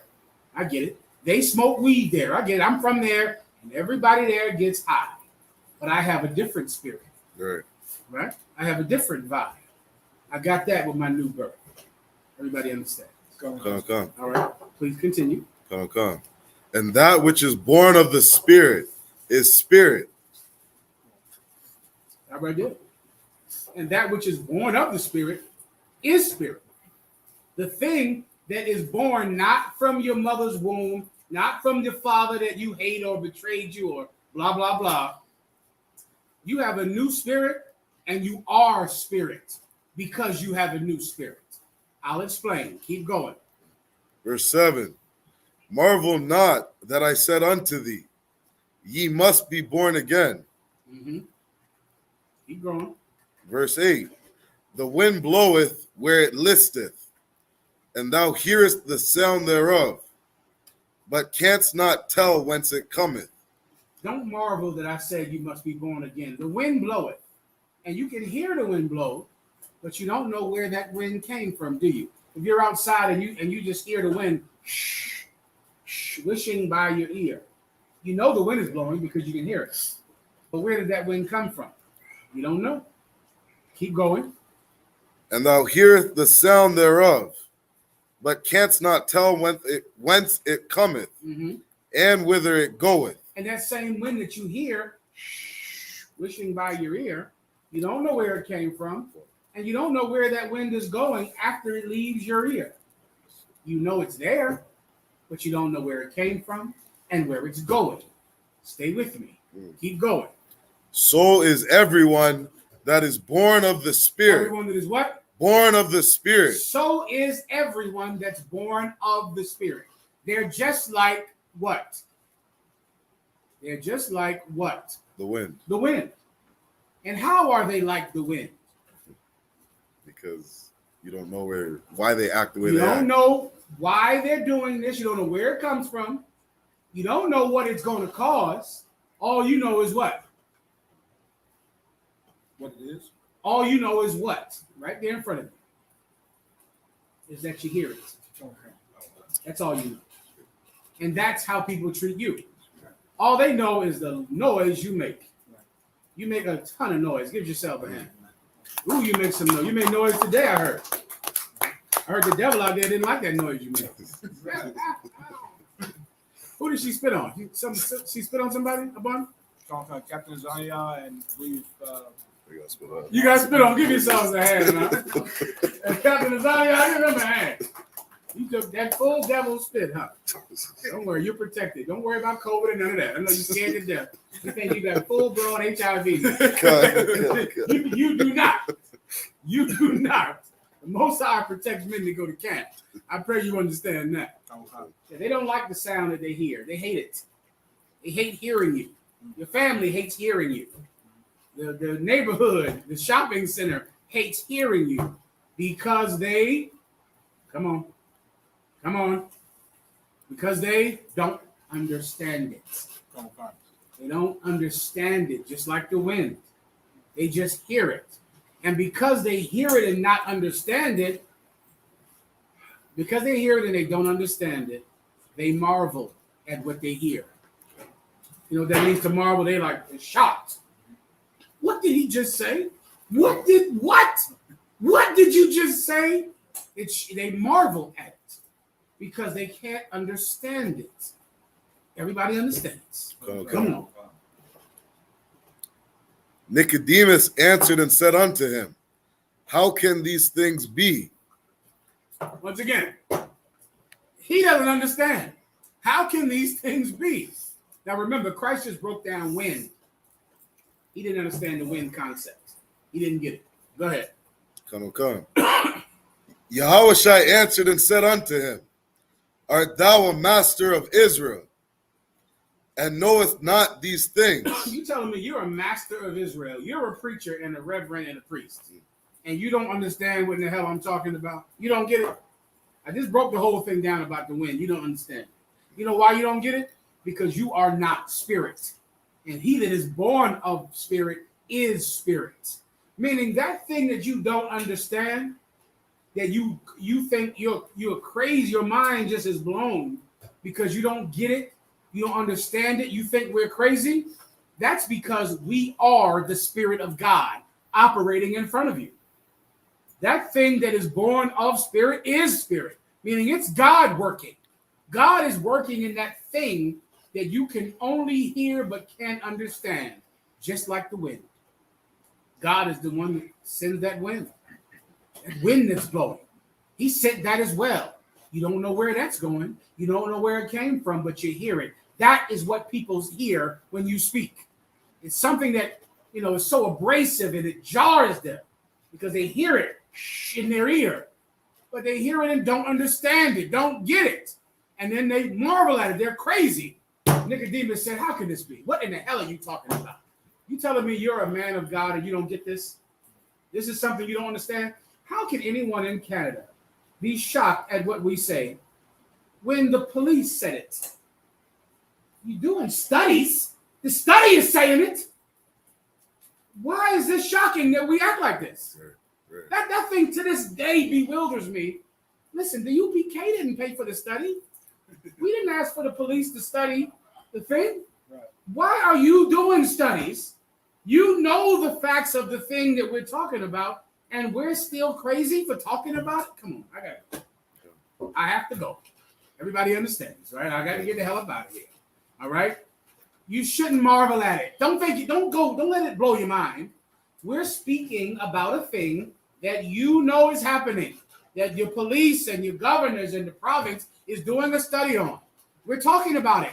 We have been talking about the Catholic Church before the study of the residential schools. Right. Since 1969, we have been telling people what was happening in the residential school before the story came out. Why? God told us. God told us. And so we're telling you. So although it's crazy to you, because you don't understand it, you have to recognize that it is God because the proof is right in front of you. Keep going. Come. Verily, verily, I say unto thee, we speak that we do know. I pray you understand that. We speak that we do know. We knew that they were hiding bodies in the ground of residential schools. We've been saying it. You brothers have been able. You've been in the truth right now in this room before that story came out, correct? Raise your hand if you've been in the UPK before the big story of the residential schools came out. Raise your hand. Okay, so Dan, you know we've been saying this before the story. Before the research, before the graves were found, we've been saying this. Well, here's what you should be confirmed in. We know what the hell we're talking about, baby girl. We know. But we're saying it's true. It's true. It's clear. It's evident that it's true. We're saying it because it's true. We know what we're talking about. Come on. Come. And testify that we have seen.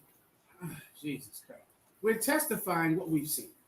Right? The thing that you ignore because it would make you enemies at your job.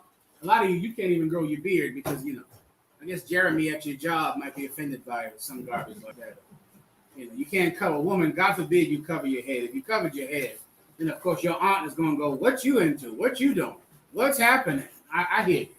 I mean, God forbid your auntie doesn't agree with every goddamn thing you do. I understand. Right. But it should be clear that we know what we're talking about. We're telling you about things that we have seen. We look at it. We examine it while you ignore it. Continue. And ye receive not our witness. You know what you do? Read that again. Ye receive not our witness. You hate what the UPK says. You hate what Commander General YAHANNA says. You can't stand it.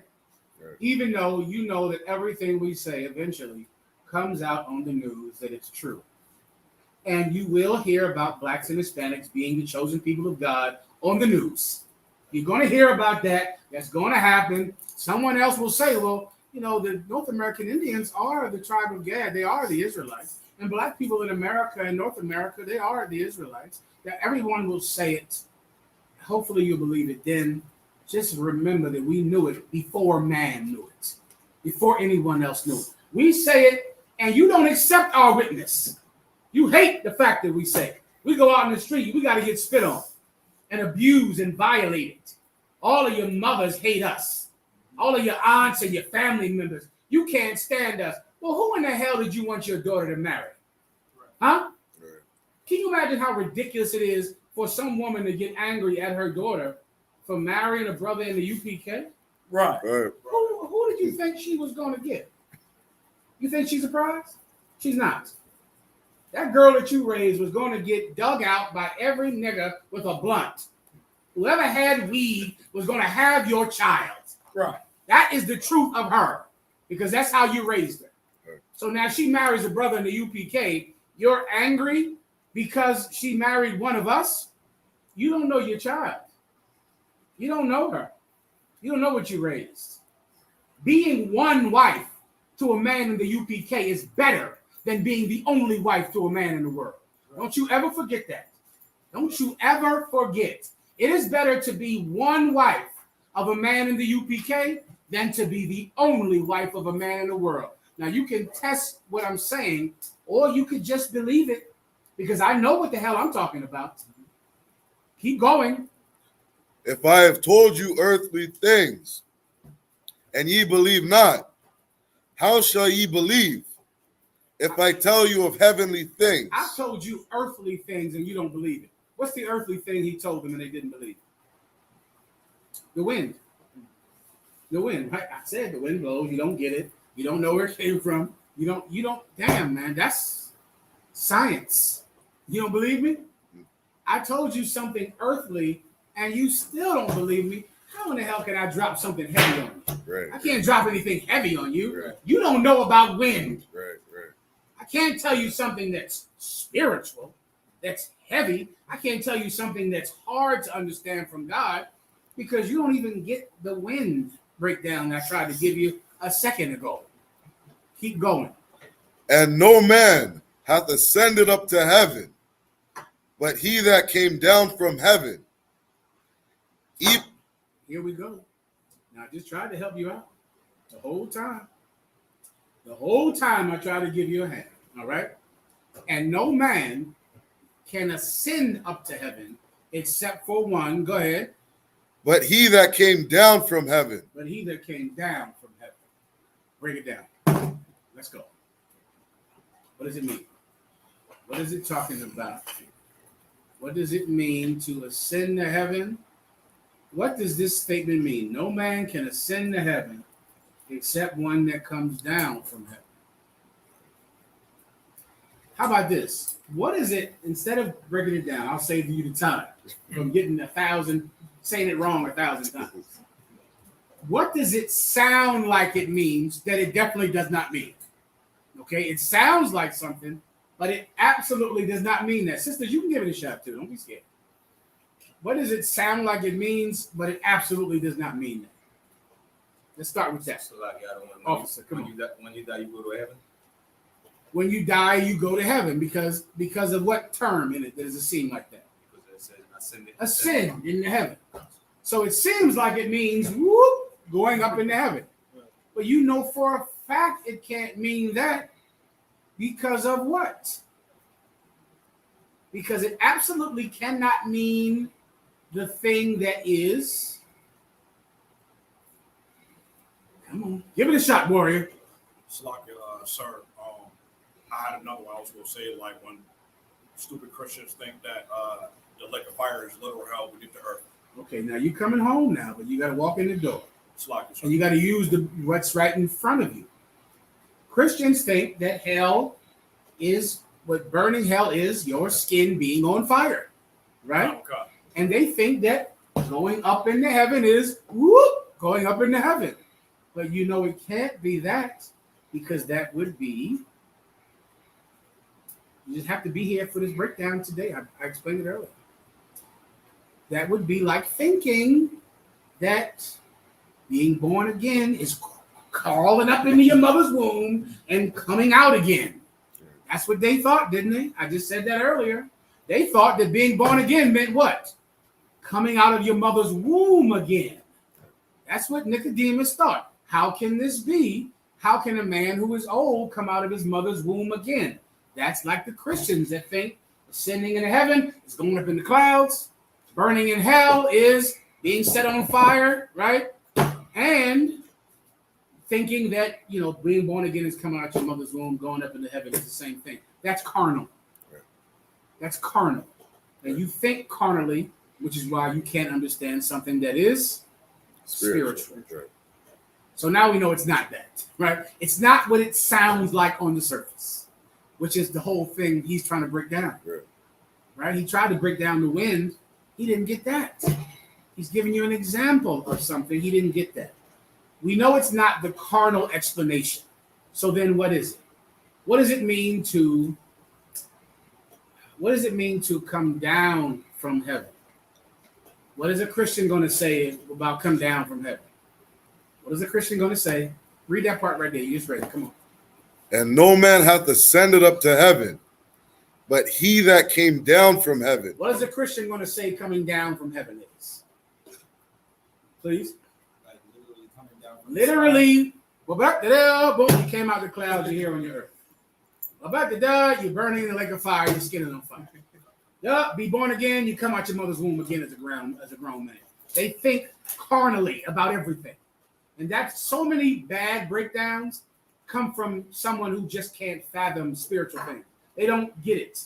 So when they read something in the Bible, they go, clearly that's what it means. It means this thing on the surface because they don't understand it at all.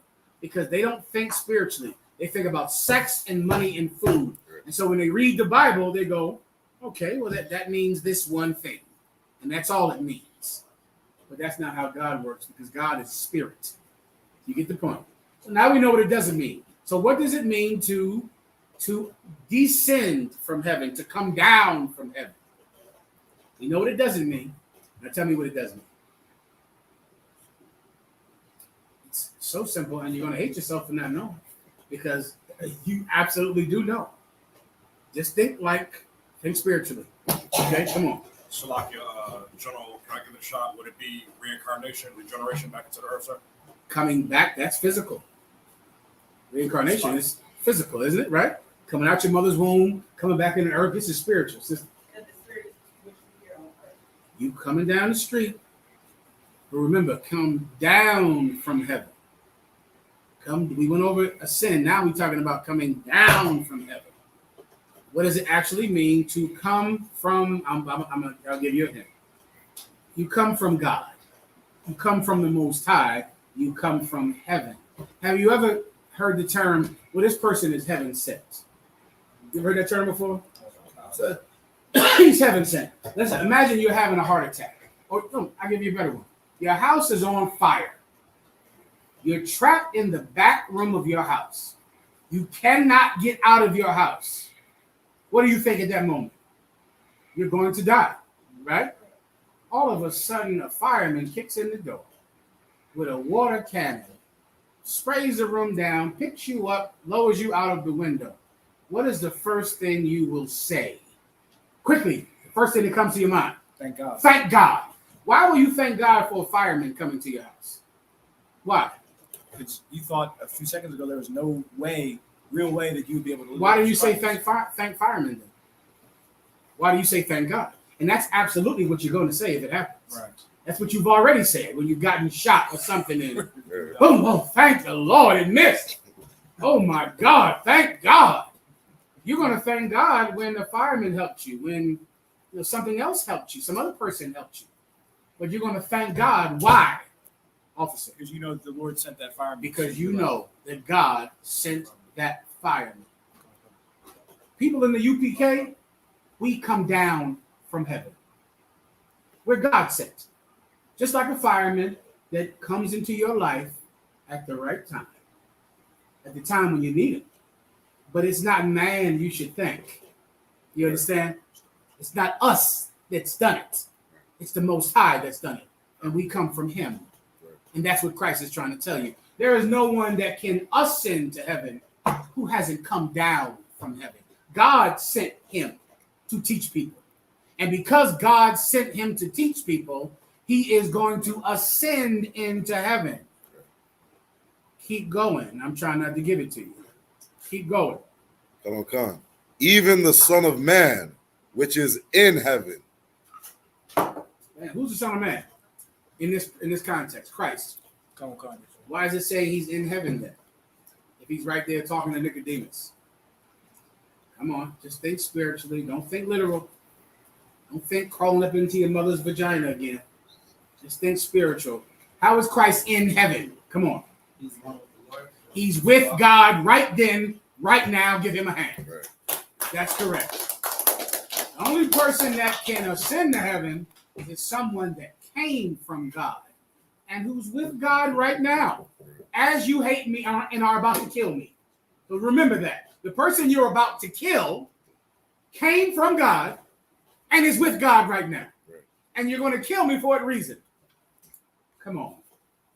You're going to kill Christ for what reason? It's like because you marvel at the thing. Right there, because you don't understand what he's saying. That's why you're going to kill him. Because what are you talking about?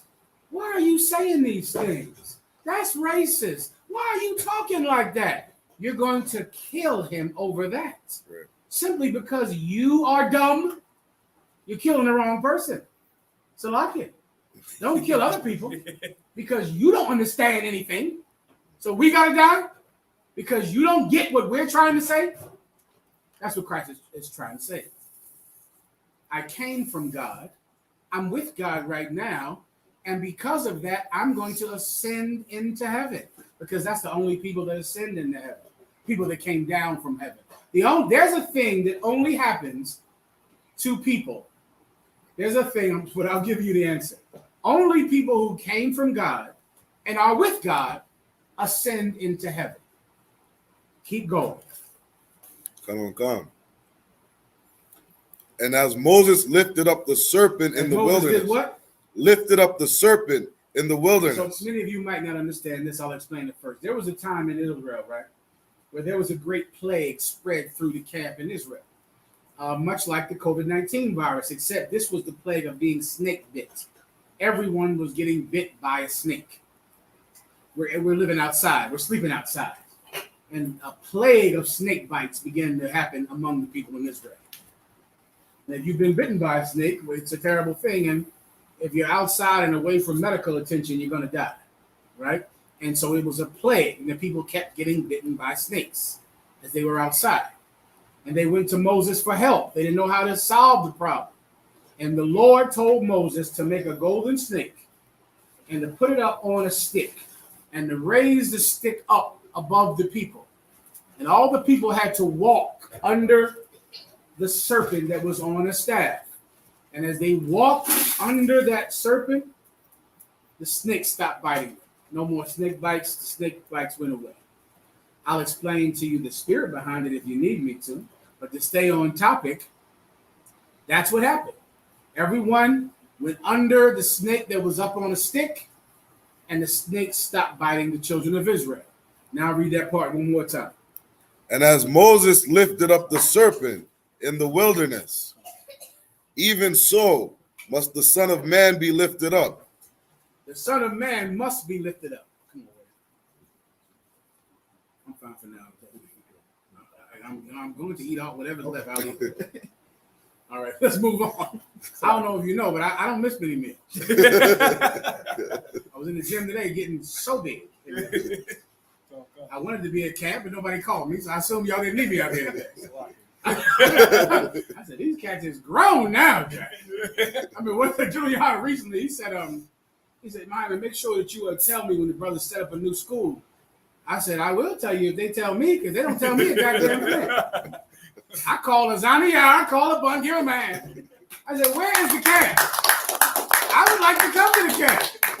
I didn't get any return calls. I said, I guess they straight. It was a time y'all needed me out there in that street, huh? I guess y'all good to go now. Moving on. Everybody grows up. I dig it. No sweat. You fully grown now, bud. Lasagna, I get you. No problem. Get it on. now moving on. Israel had to walk under this serpent. The snake bites stopped. Christ is saying, so shall the Son of Man ascend into heaven. Now, what does it mean to ascend into heaven? Now we know it doesn't mean to get taken up into the clouds and we get a halo and all that. What does it actually mean? What was Christ actually talking about? Christ ascended into heaven. Just like what? Just like what? That's what I need now. Just like what? It's right in front of your face. You just read it. It's right there. Just think spiritually because it's right in front of you. Anything else? Just like, I got to give it to you for time's sake. You want to try? Come on. Just like the serpent. Just like the serpent, because the serpent got put on a what? On the stick. On a stick. It went up, and the people walked under it, and they were healed. Well, the people are about to get healed again, which is what Christ is talking about. He's about to go up on that mountain, right? I believe it's called Mount Golgotha. He's going up on that mountain, and he's going to be in the sky on a cross, dying for the nation of Israel. What is the point he's trying to make to the Sadducee and Pharisee? If you can sum this up, I'll be impressed. Sis. Okay, you're right, but not on topic. He's making a whole point that begins where I started up earlier. He's making a point. I'll give you 2 more tries, then I got to get it to you. Officer. Yeah, we got to be born again. No, that's not the point. That's what he was saying. And then as he said that, the Sadducee and Pharisee interrupted and said, what the hell are you talking about? How can a man come out of his mother's womb twice? One more. Is he saying that they will kill him for following God? You're walking down the street. Here we come. Here's the point now. The only people that will be killed are the people that come from God. That's who you kill. The only people that ascend into heaven are the people who come down from God and are with God right now. The only people that you want to murder are people who God sent.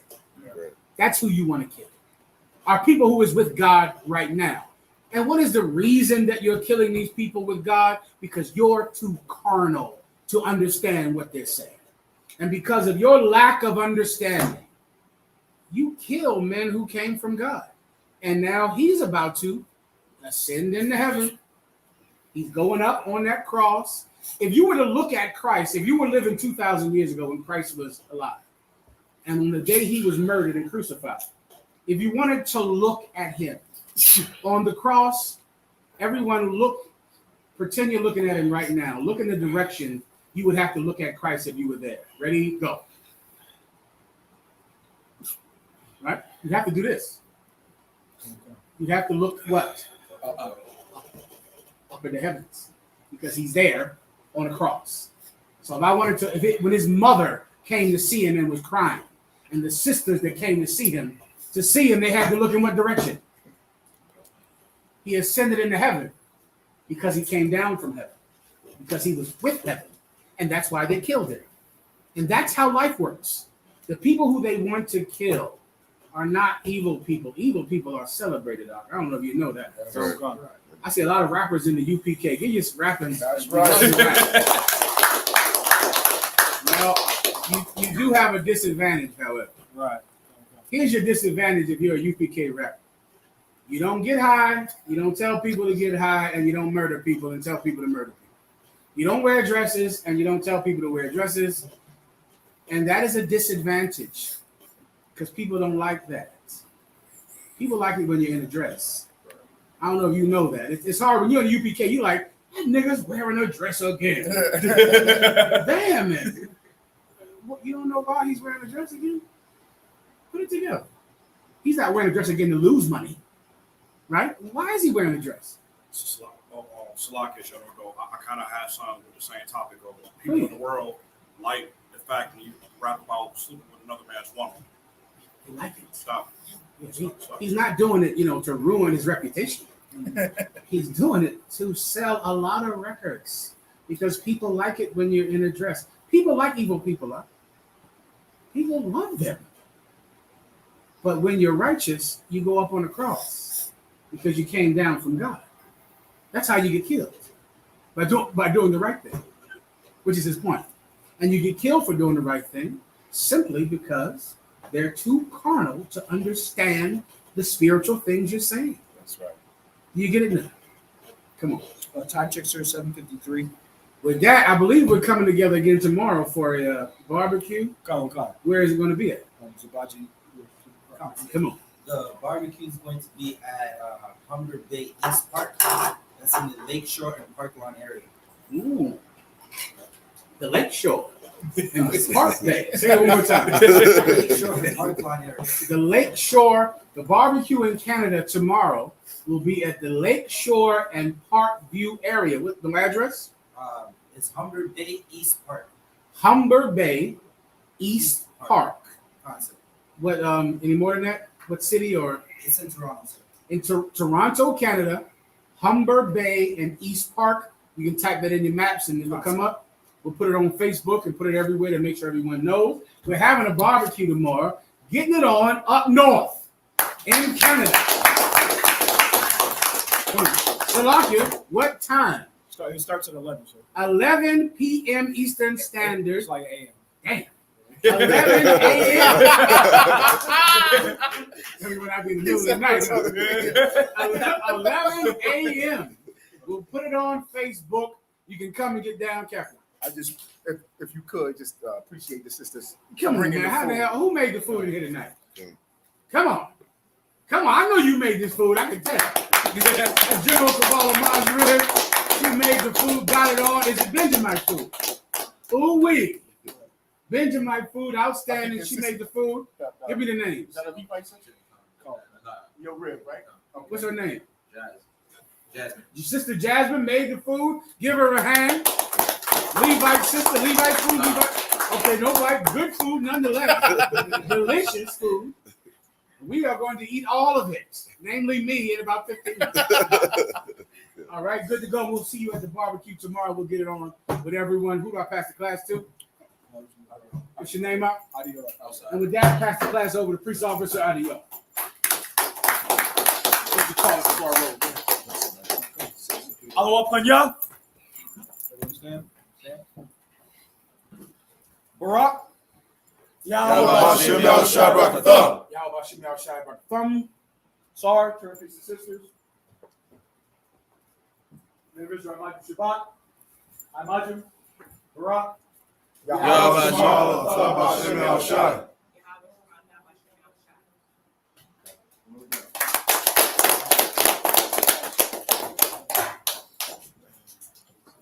I was looking for that binder. I'm not sure. It's like upstairs binder. You know what that binder is? You know what the binder is? You can cut the live. And you can have your rib give John Brown a call. Kanaka. You got the questions here. Kanaka, sir.